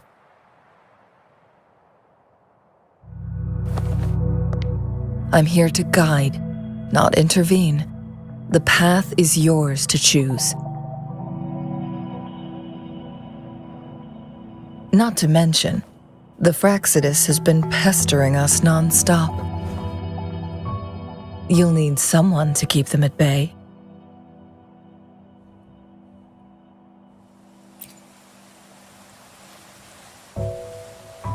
Yes, they've been constantly watching you, interested in your every move.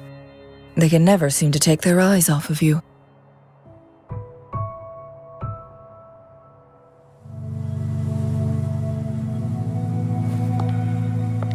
By all means, please carry on without me. As for myself, I have a more fitting location to make my contributions from. Oh, speak of the devils.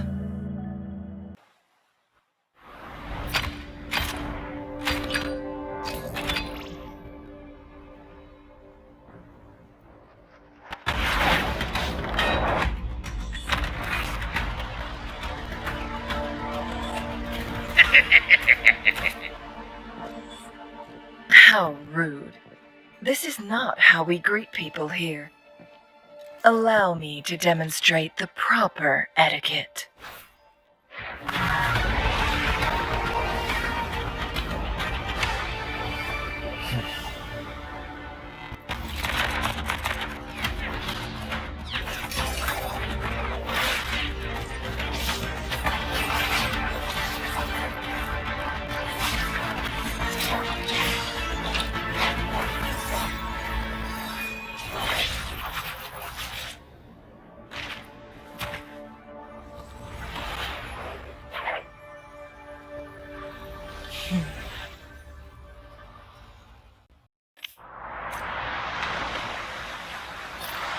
Chun-Li.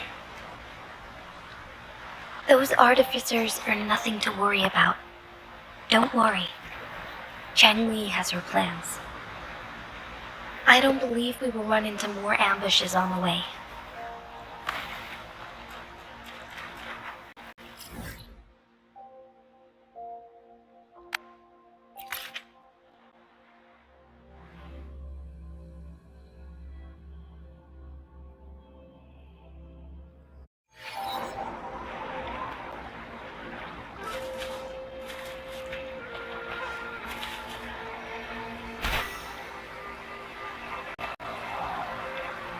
It's Madam Magistrate! She's back! I must go tell Lady Xinyi!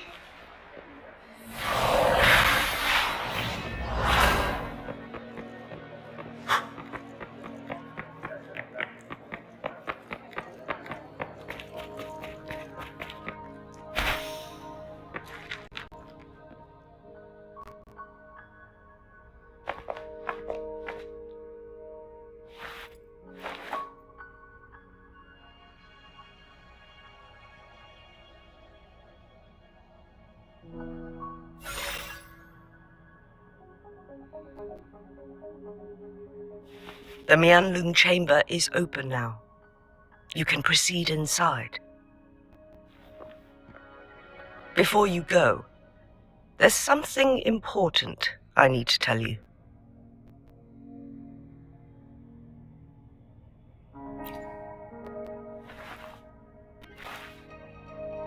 Changli was right. They used the Court of Cervantes' research to trap our sentinel in its resting chamber.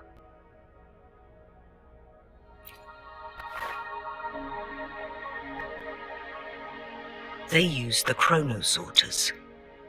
Our captured artificer revealed that the Fraxidus sent a death squad to invade Mount Firmament. They had a twofold plan.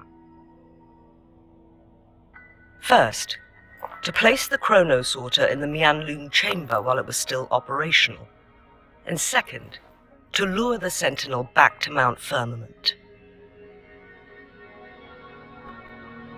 Although their death squad was no match for the sentinel, by forcing its hand, the powerful resonance ability of the sentinel would clash with the energy of the chronosorter. This would ultimately cause harm to itself.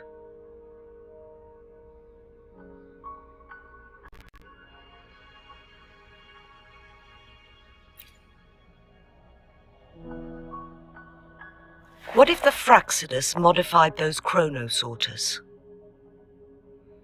A whole bunch of them, pushed to their limits, all working together to deliver one massive blow. But not even that was enough to take down the Sentinel.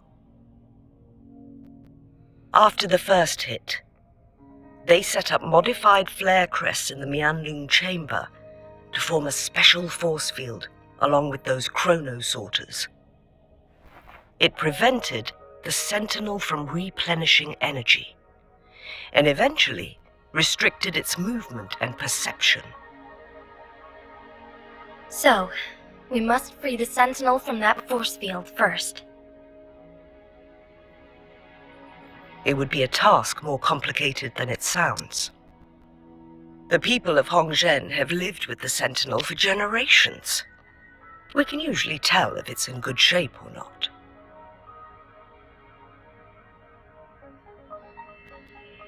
But now, the Fraxidus want to capture the Sentinel. They won't just stop at Mount Firmament. Madam Magistrate, I'm sure you didn't come here just for the Sentinel. Please tell us what you know, Madam Magistrate.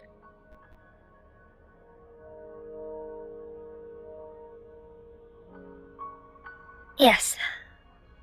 I will tell you everything.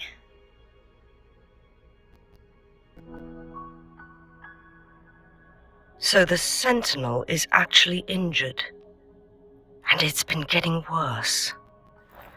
The Fraxidus attacked while it hasn't healed yet. Their plans are devious as always.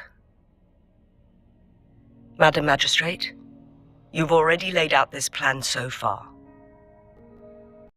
It's always a challenge to decipher the Sentinel's intentions. But there were many theories about it in City Hall at the time. I couldn't fathom why it went through such great lengths to retrieve you from Mount Firmament and raise you within our walls.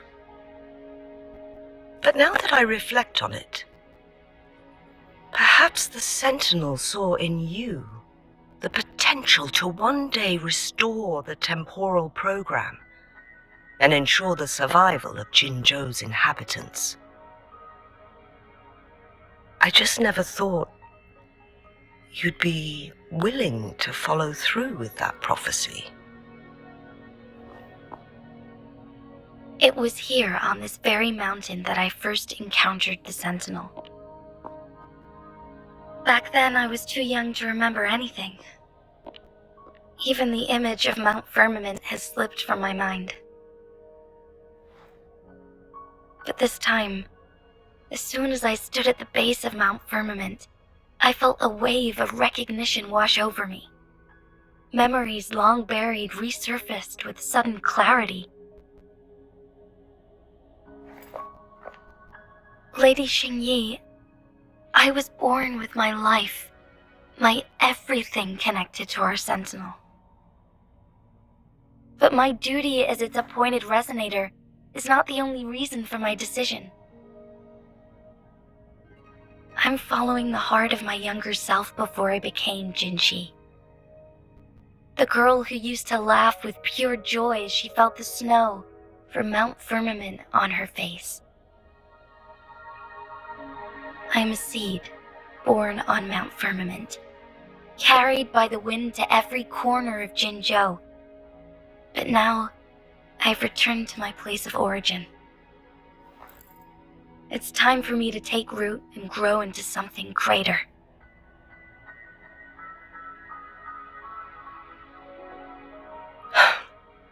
No matter what happens or what choices you make, please remember, the people of Hongzhen will always have your back.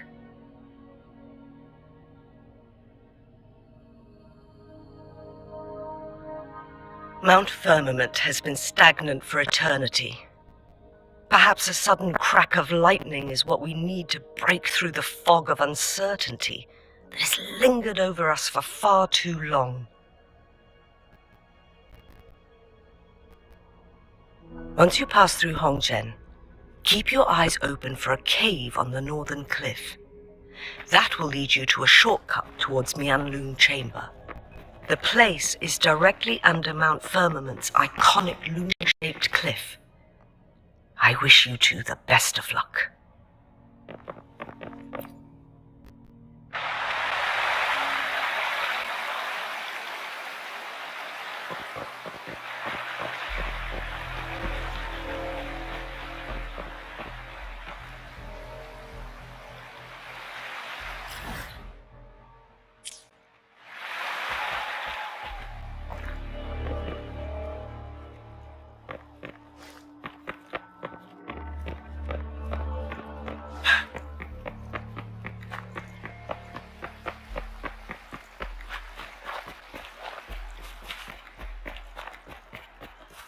Jinshi, so far everything we know about the Sentinel is still just speculation. You were right. But my weakening resonance ability and my connection to the Sentinel leave me no choice but to explore these theories. Whether it's fact or fiction, truth or a lie, I have to confront the Sentinel and see for myself.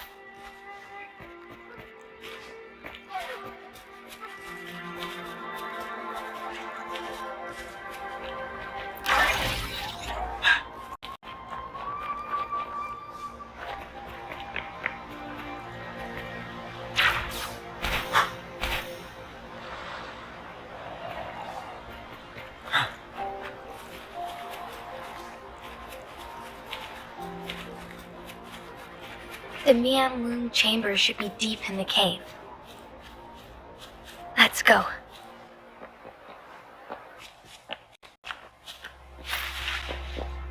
You found it, and it's yours to keep.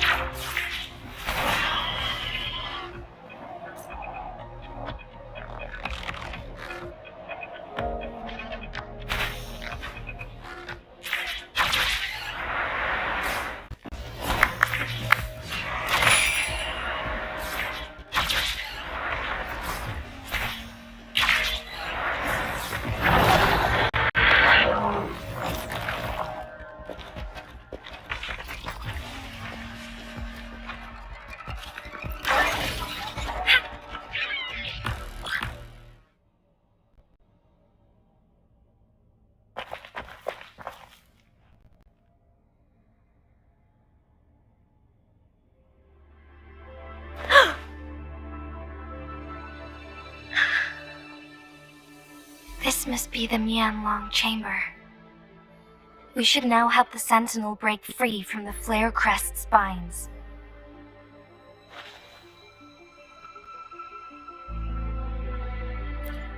Chronosorters nearby may have frozen this body of water in time. Or it could have been caused by the temporal disruptions here. Either way, we can use it to our advantage. We can walk over the water now. We are too far away to see what's going on inside. Let's go. I still need more information to determine what we should do next.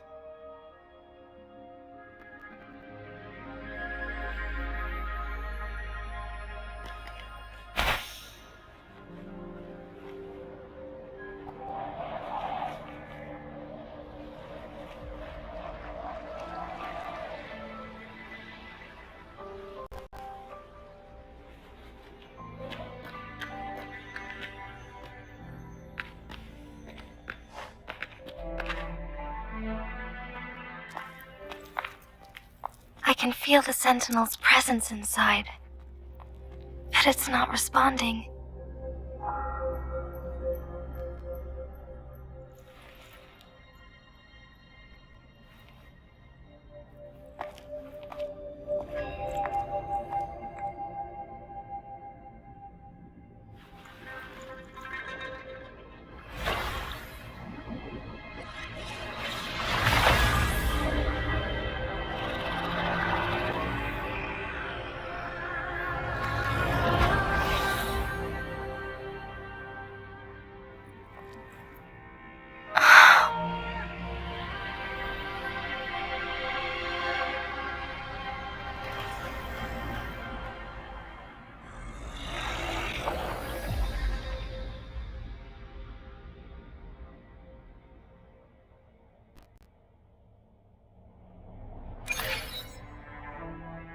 The Flare Crest. The Sentinel is telling us we need to find the 3 flare stones corresponding to the Flare Crest. Then we will be able to lift the confinement set by the Fraxidus. But I'm not seeing any flare stones, or any kind of entrance to another chamber. There seems to be something underwater. Let's start with the Chronosorter here.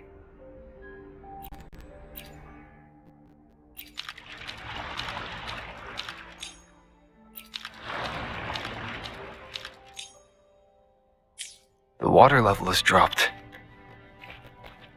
It's the flare stone. On that rock. Let's go retrieve it.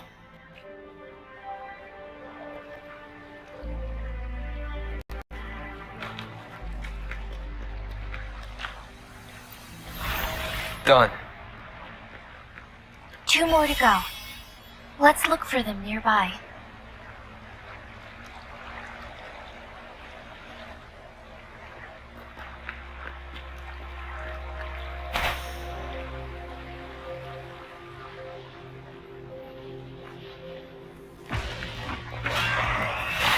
We need to find a way to destroy the spikes with the corroder's help.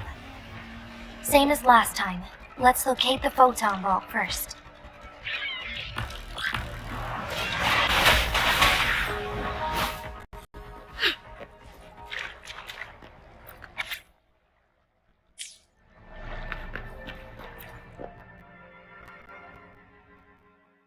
Once, tacit discords terrorized the land.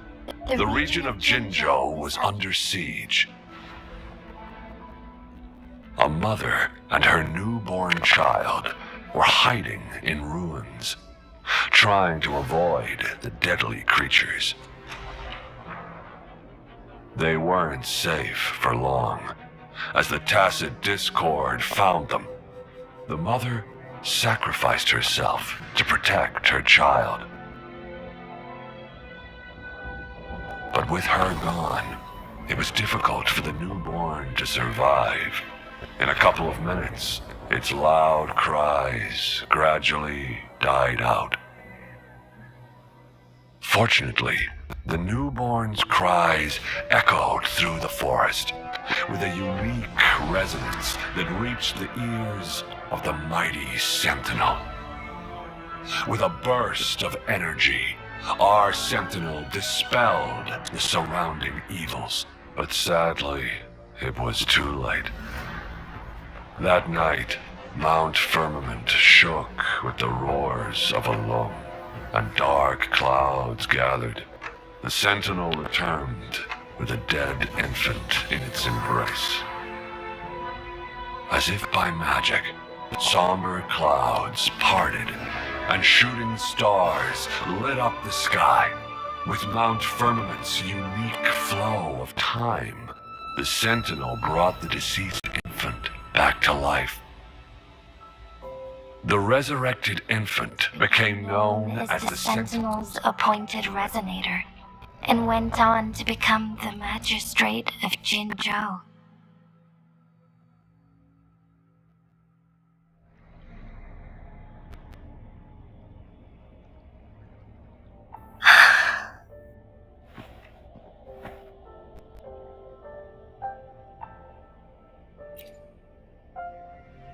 Yes, it's me. I've lived in Jinzhou my whole life, and never ventured into Hongzhen. Yet even I know of the legend.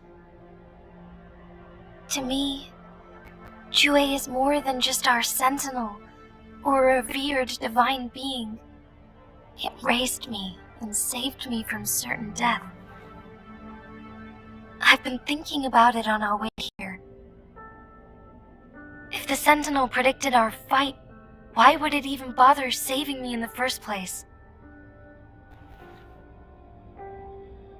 Now I understand why. Because I am the Sentinel's resonator. I may not have any extraordinary abilities, but I do possess the temporal program that it accidentally lost. If Jinzhou ever faces a similar time crisis, I might be the only one who can set things right.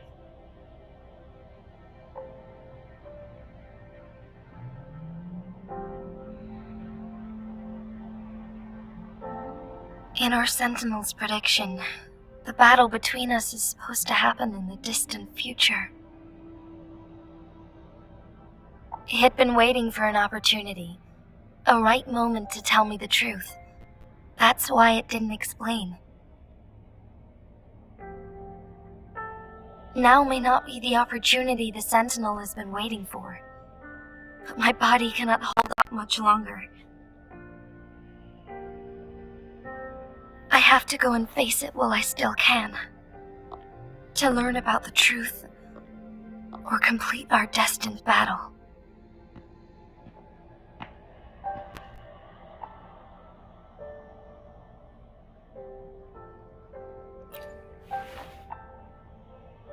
Give up my duty? I never thought about it. To be honest, I did doubt myself many times. It was the endless kindness of you, Cheng Li, Xing Yi, and everyone in Jinzhou that gave me the courage to push on.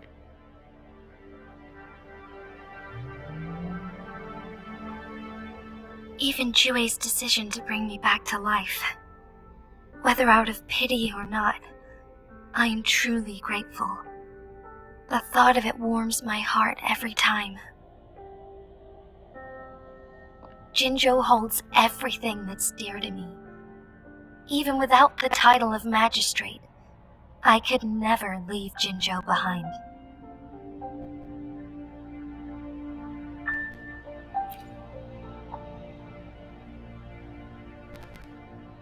I'm okay.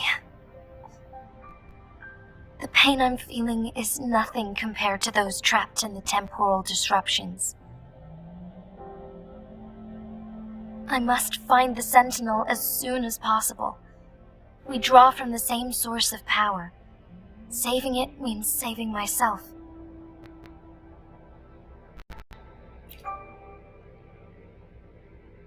If there is truly no other option in the end,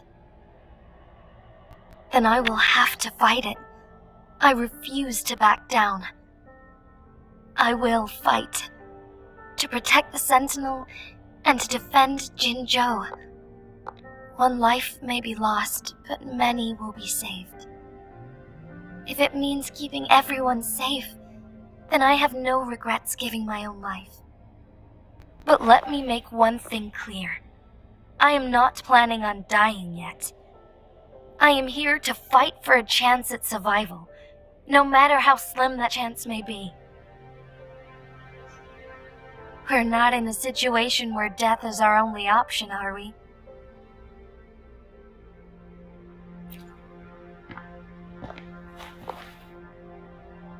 Thank you for placing your trust in me.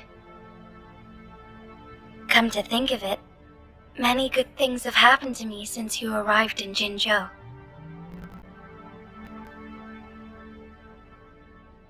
Thank you, Rover.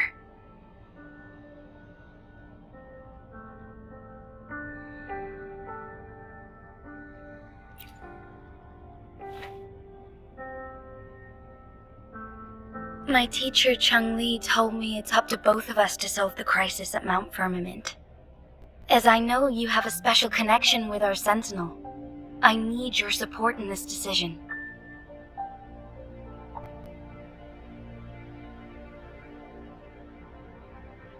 But don't worry, I'm prepared. This isn't about succumbing to destiny. It's about embracing it, fully. I am grateful to have you by my side through it all.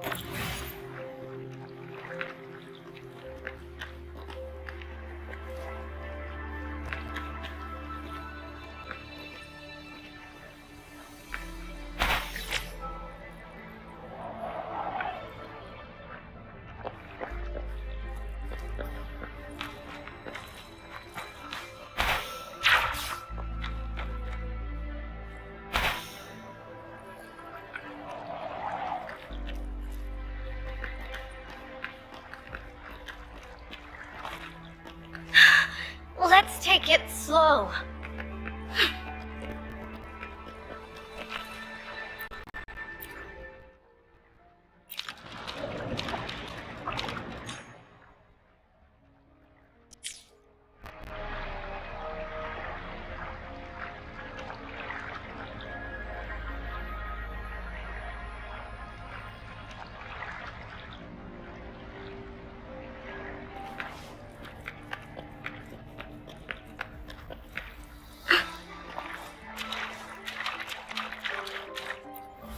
One last flare stone to go.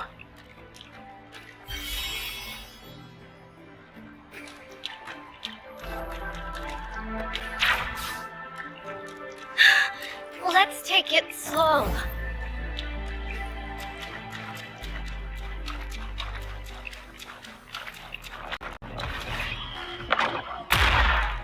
The remaining photon vault is hidden behind the fissured ledge. Fissured ledge. If only there was a tacitite fulminate. Let's look around.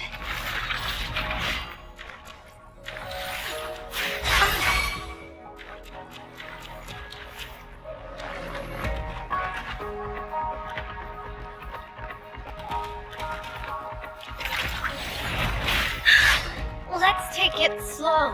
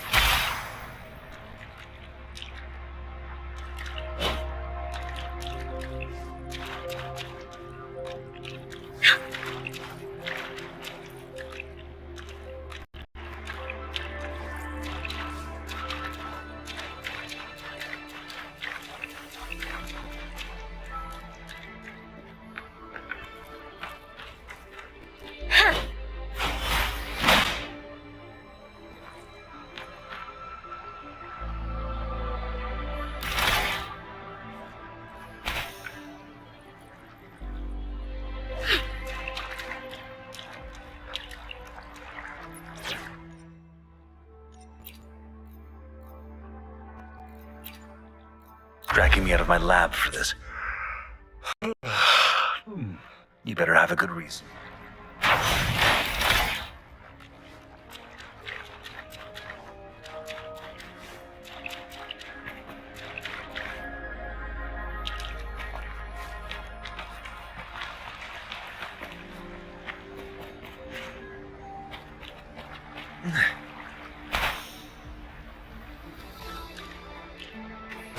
Tell truth from the song.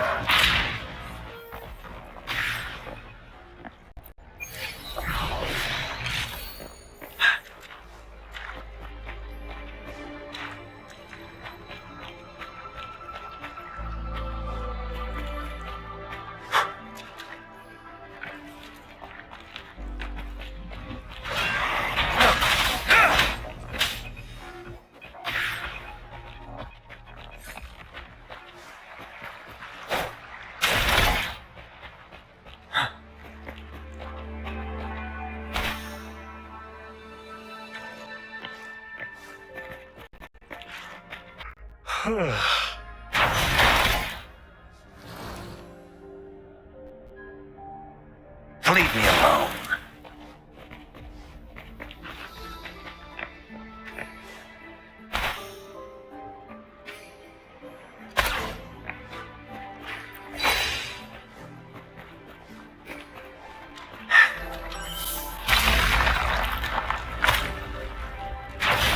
Good. Now we can get that flare stone.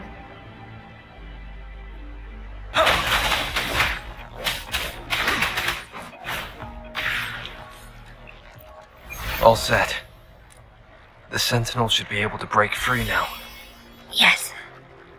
I believe so. Let's head back to the Sentinel's place.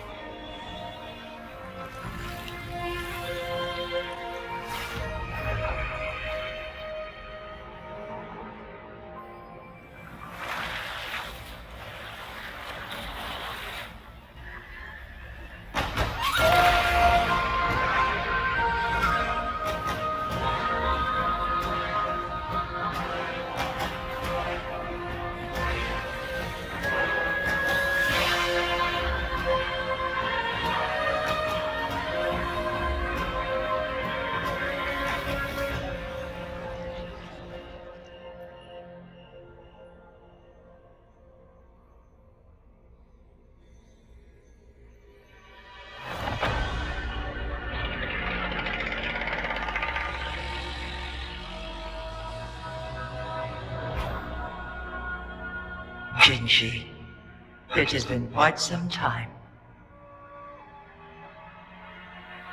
And greetings, Lord Arbiter. Or should one address you as Rover now?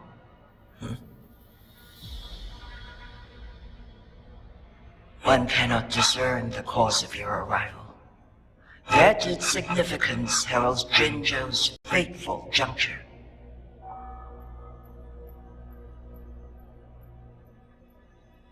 Shall a child who has lost their memories take up arms and fight for their fate?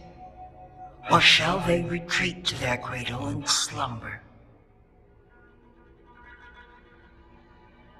The seed of the future shall be sown in this very moment.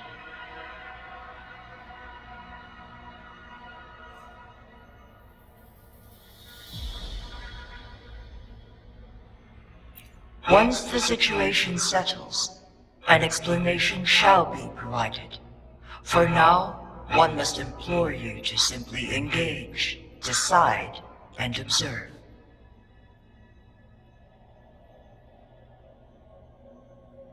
Jinshi, your journey has been an arduous one. Aside from aiding one in this predicament, surely there are other inquiries you wish to make. I cannot bring myself to ask for more. All I seek is the truth. Mount Firmament is in grave danger. Regarding the temporal mandate and your injuries, please do not keep the truth from me any longer. One understands your concerns. The timing may not be optimal for this disclosure, yet in the midst of crisis, one must act with expedience.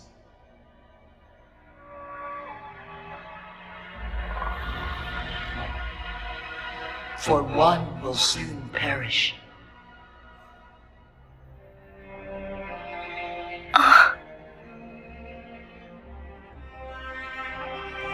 One such as this, of immortal nature, is designed to endure for all time. Yet one suffered severe harm in ancient times, and now relies on the Myeonlung chamber for survival. This is not the optimal solution.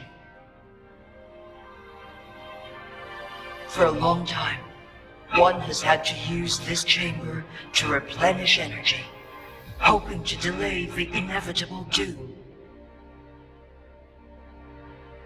Yet fate cannot be defied. The Fraxitus have conspired against this one. Now, the injury only worsens. The Myeonlung chamber can no longer prolong one's life.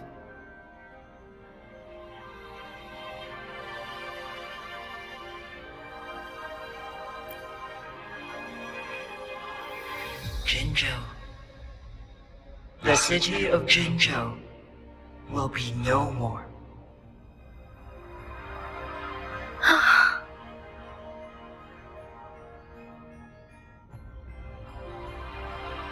Ever since one descended upon Mount Firmament, using the power of temporal mandate to repel tacit discords, time has been in disarray within this location. The fate of Jinzhou was sealed from that moment on. Over the past millennia, one has defied the laws of nature and sustained Jinzhou at the cost of one's own life force.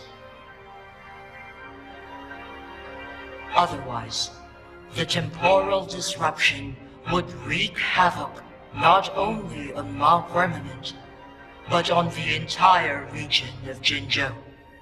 If this were to happen, all life will be engulfed in a chaotic storm of twisted time flow.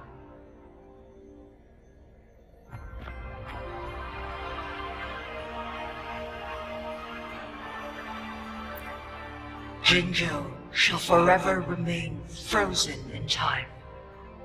The past and the future melt into one, rendering life indistinguishable from death.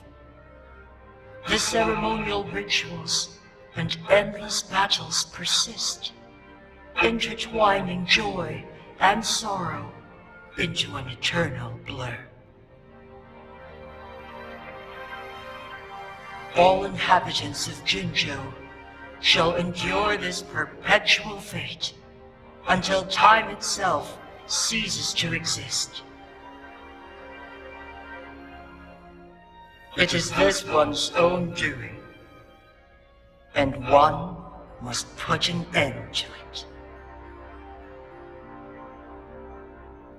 In the coming days, one will exert every ounce of strength to freeze the time in Jinzhou at the cost of one's remaining life. In that moment, Jinzhou will fall into stillness, but not perish. In the distant future, the people of Wanlong may discover a method to rescue Jinzhou. Is there truly nothing else we can do? This is not the optimal solution, but it suffices as an option. Please, forgive me, but I cannot do as you say. A decade, a century. What if nobody comes up with a solution? By that time, the world will have turned its back on this forgotten city. And who would be willing to spend precious resources rescuing a small city in a far-off corner of the world? Jinzhou's fate deserves better than an uncertain future. Whilst one may not live to witness the future, one can still envision endless possibilities yet to come.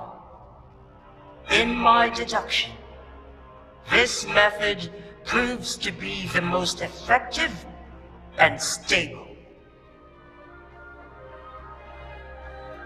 Magistrate Jinji, as you express doubts, pray tell, how do you propose to solve this issue?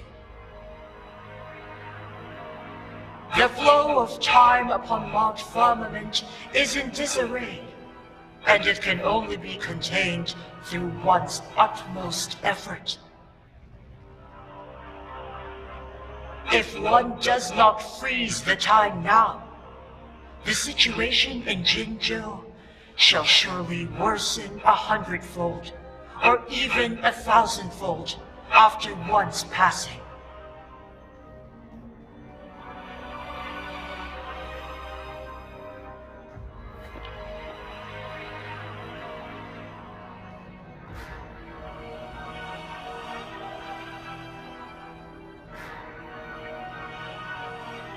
You once predicted a destined battle between us. Is it true? Correct. I was lost at first, struggling to grasp the prophecy's meaning. Only when I learned of your actions alongside the court of Savante did it all become clear. By clashing two resonating powers, a second resonance awakening can be induced. Through this, I am able to push my resonance ability beyond its limits and invoke the temporal mandate to restore the flow of time. Though I will be forced to raise my blade against you. Ridiculous! If you clash with my resonance power, even the smallest mistake will result in overclocking and leave you nothing but an empty husk. You are well aware of its excruciating effects. The pain you feel now is but a faint scratch in comparison to its true torment. Moreover, you will be trapped within the fissures of time itself. Your being will be relentlessly shredded and mended day after day, denied any respite for eternity. But I can restore the errors in the flow of time. Isn't that why you saved me all those years ago?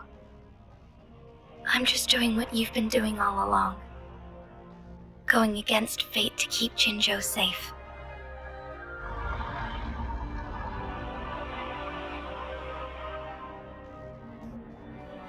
Jinshi, you are given one last opportunity.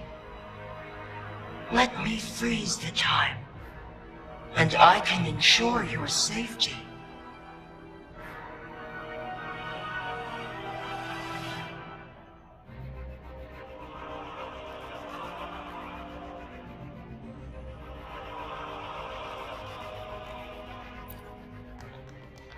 You're only here to witness before the right time arrives. But you are not compelled to remain idle.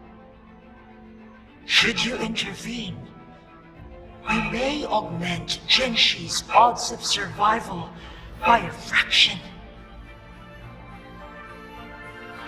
Command me to transfer my temporal mandate access to Jinshi at the right moment.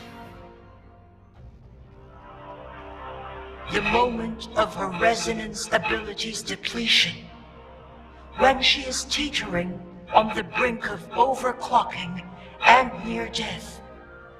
Then we may still save her life.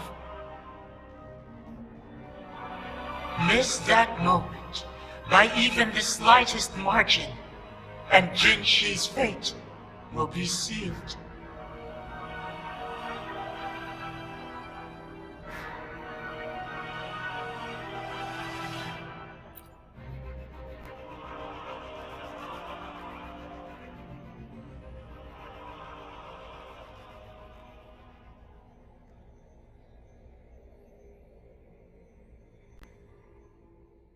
I should have died a long time ago.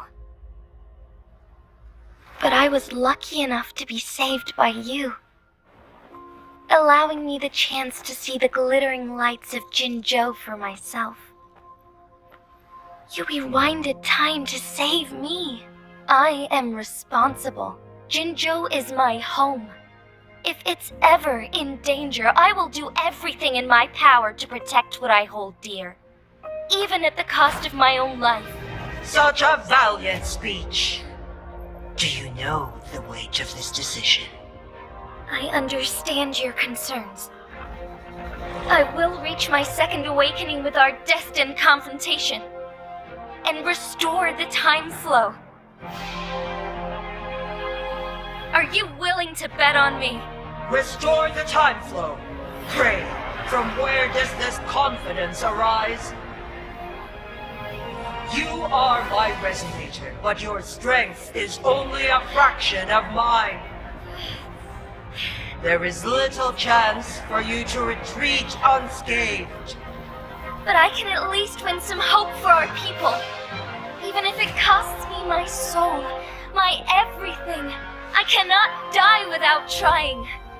I may only bear your power for a fleeting moment. It's all I need to secure a better future for Jinzhou, defying all of your predictions, and I can keep you safe. If there is anyone who can face you in a fight, that person has to be your resonator.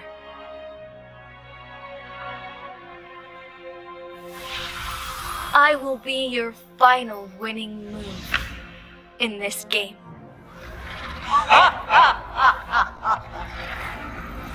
Are you truly ready to challenge a being worshipped by your kind? Will you not regret it when you meet your bitter demise? I will not regret it, no matter what. Very well, Magistrate of Jinzhou. Come to the summit. Demonstrate your prowess. Show me how you shall be my triumphant ace.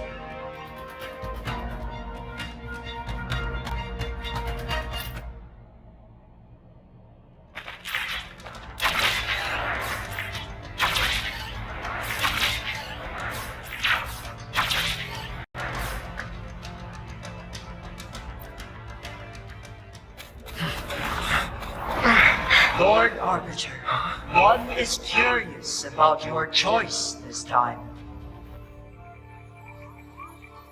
Wherever the tides may take us, you will bear witness to our fight.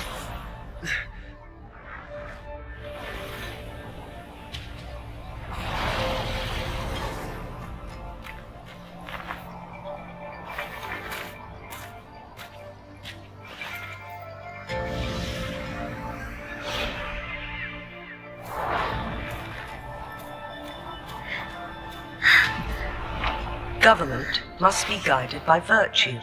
Chi, do you keep this in mind? Yes, virtue must come first. Politics, commerce, it all must serve the people. From now on, you shall be known as Jinshi, bearing Jinzhou's name as your own. What do you think of this world? Like here, darkness clings, but lights flicker in the gloom. A guiding light, silly.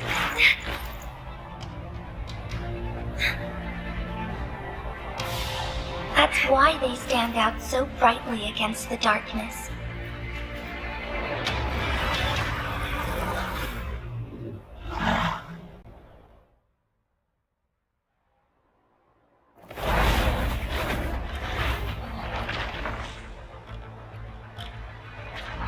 This entrance leads to one's Sonoro sphere. Magistrate Jinshi. One shall Rover. This battle is related to the fate of Jinzhou, and only you can open this Sonoro sphere. The key to Jinzhou's future lies in your hands.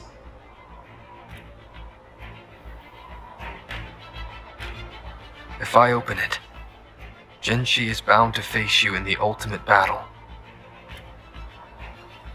The ideal outcome would be for her to absorb your power at the critical moment and restore the time flow without any loss of life. But there's a chance that she could push herself too far and end up dying from overclocking. Though, if I do nothing, you'll use your remaining power to freeze all of Jinzhou in time. Correct. Now, please let us know your choice. Rover.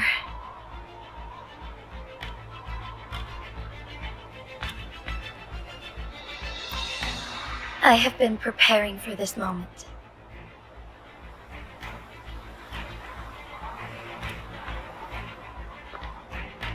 Leaving Jinzhou behind fills me with regret.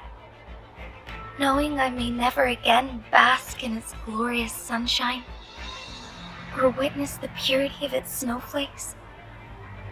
But that's why I'm here, to ensure that others can still experience the wonders of nature.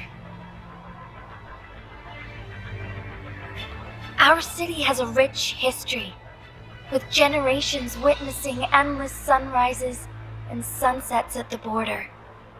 Our people have sacrificed their blood and tears to protect Huanglang's safety. They deserve a bright future. I want to protect Jinzhou in my own way.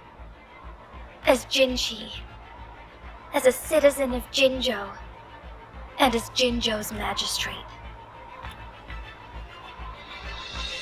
Let's begin.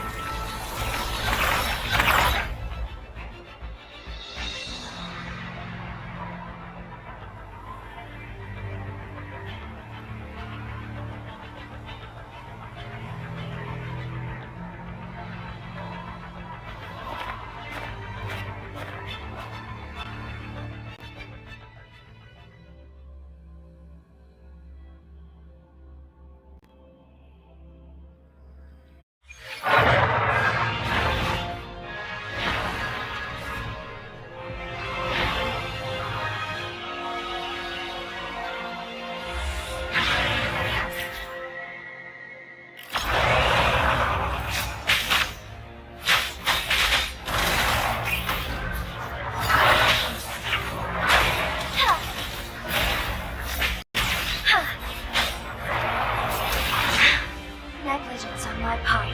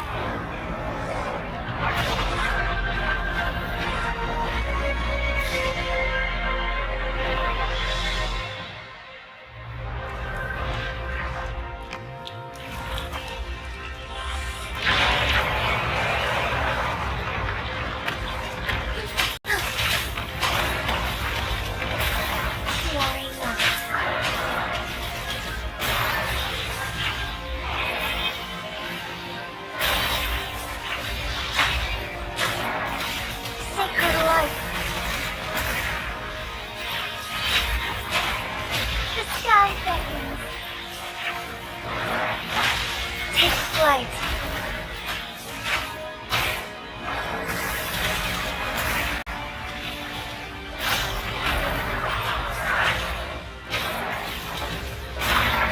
The sky beckons. Let it end. Oh, stars, heed my calling.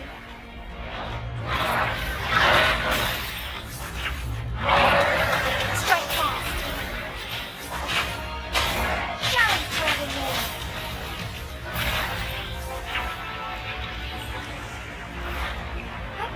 Onward. What impressive feat, Magistrate Jinshi. However, you are still a long way from inheriting my power. Back down now, while you still can. I've made up my mind, and I will not back down. He once said it's not easy to become a candle of light, but I still want to try. I want to see if I can ignite a spark of hope for Jinzhou.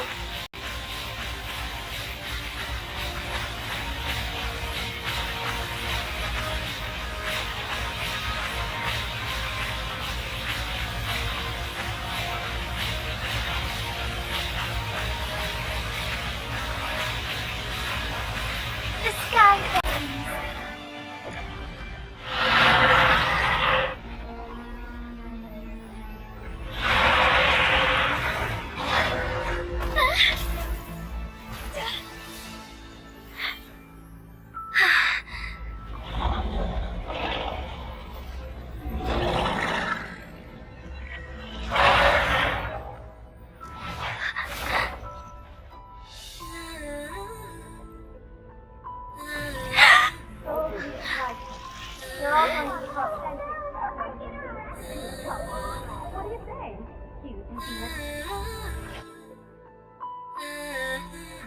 Lord Arbiter.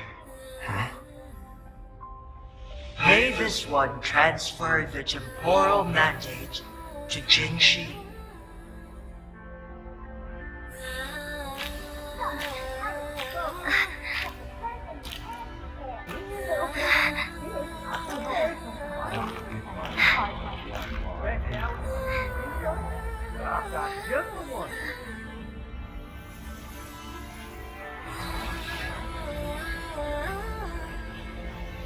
This one has heard your decision.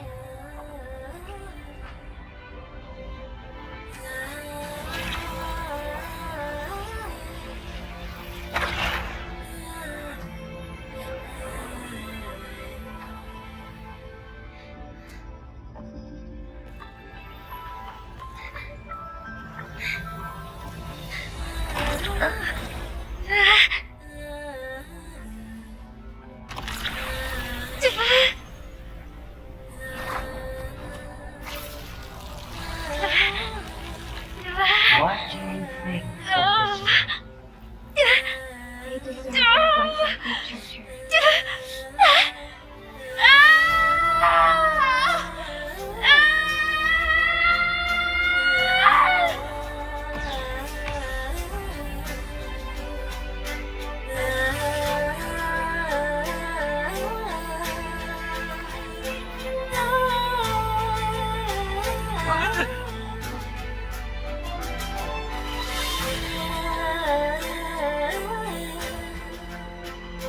The transfer has been carried out as you instructed. Jinshi, one should honor one's promise and restore Jinzhou's future to you and its people.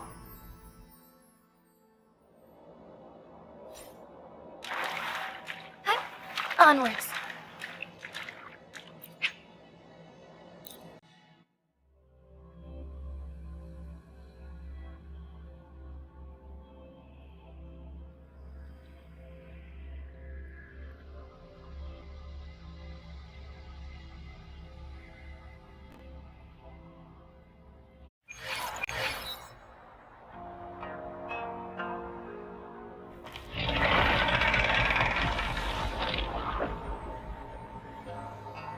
Jinshi has recovered. One will soon send her back to Jinzhou for recuperation. Please do not worry.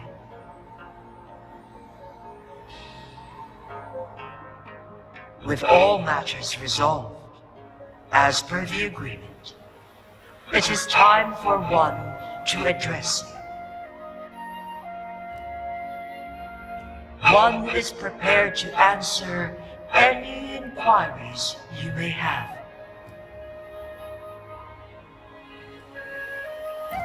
I am Jue the Sentinel, the guide of Jinzhou's civilization. Everything about Jinzhou has been stored in my mind. You are my arbiter and my former master. In bygone days, I stood by your side as you established Jinzhou City. You tasked me with safeguarding its prosperity.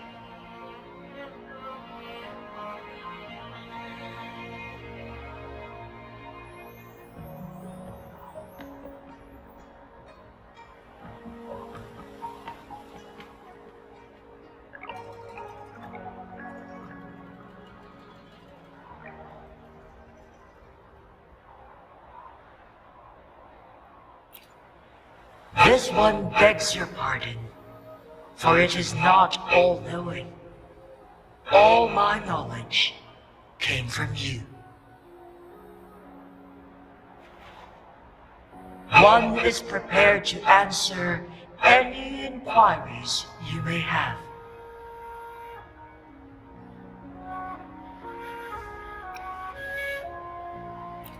In the past, one was granted the key to that sonorosphere by your hand. You said you planned to participate in history, to make choices and witness the development of civilizations. One had previously requested for permission to transfer the temporal mandate to Jinshi, as that is how one is designed to function. Every ounce of my existence, from life to death, and even the passing on of power, is subject to your approval. One is prepared to answer any inquiries you may have. Since Jinshi has inherited my power, the temporal programs are now complete. Jinzhou is no longer under threat. Jinshi has fully assumed the mantle of leadership. From this day forth, one shall only offer aid when it is truly needed. This situation has been analyzed before, but the number of variables made reaching a safe conclusion impossible. To accomplish her goal, Jinshi must possess both strength and confidence. Revealing the truth to her earlier would only add to her troubles and not aid in improving her abilities. Today was not the ideal moment for our destined battle to unfold, but the Fraxidus has remarkably escalated its arrival. One is prepared to answer any inquiries you may have. The flow of time on Mount Firmament has been restored to its natural pace, but the citizens of Hongzhen must still contend with shortened lifespans should they attempt to depart. Fortunately, with Jinshi's resonance ability, they can stay safe as long as they remain on the mountain. For lack of a better solution, this is the best we can do. Through countless ages, the imposing Mount Firmament stood firm against the storms. But as spring brings thunder and change, one feels a spark of transformation in the air. The people of Hongzhen have a bright future ahead. One that can be steered in the right direction within mere days with proper leadership. One is prepared to answer any inquiries you may have.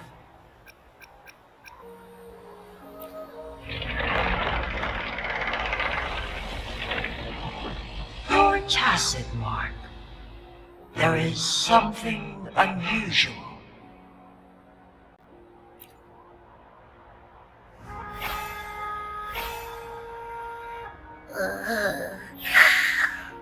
What? What's wrong? Rover, who's bullying you?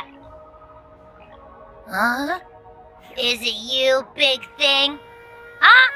How dare you? I'm gonna teach you a Wait, pause.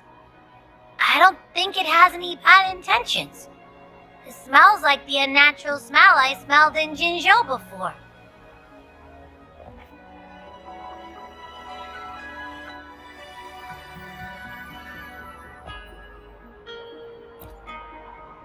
Oh, so you must be that sentinel. Hello there, big one. Rover, why didn't you wake me up earlier? I got a feeling I missed out on a lot of fun. It does feel similar to me, but there is some difference. This entity is unfamiliar to me. As it resides within your tacit mark, one can only assume you granted it access intentionally. Lord Arbiter, have you heard of the Black Shores?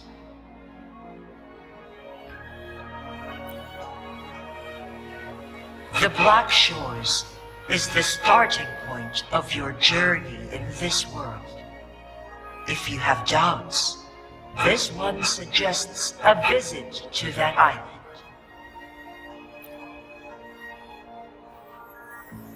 Worry not. The wuthering waves ebb and flow. They shall send you back to where you belong.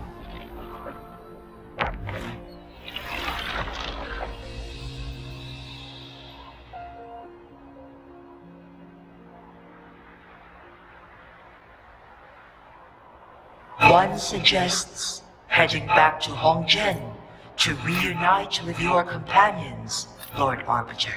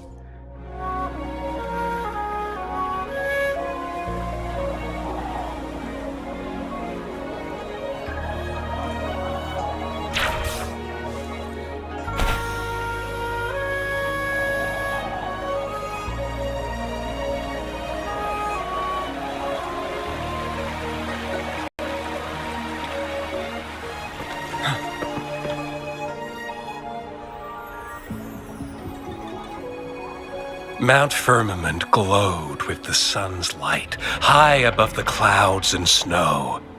Then, suddenly, they vanished, revealing a distant blue sky.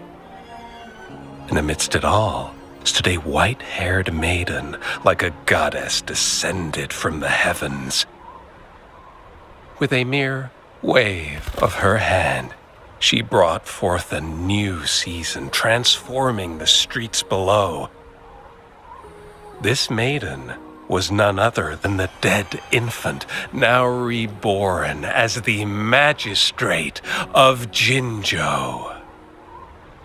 When thunder roars in spring's embrace, the sun shall shine upon this place.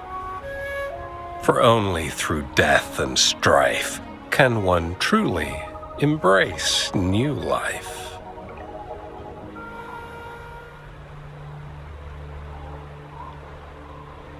I see. Doesn't matter. That's not important for our goal. We have the answers we wanted already. With the second resonance awakening, we will tap into powers that rival the Sentinels. Complete control of the artificial resonator awakening process is within reach. And lastly, about that rover. This trip was worth it. We've collected many wonderful notes, haven't we? It's about time. Get moving. Can't let a certain someone wait too long behind bars.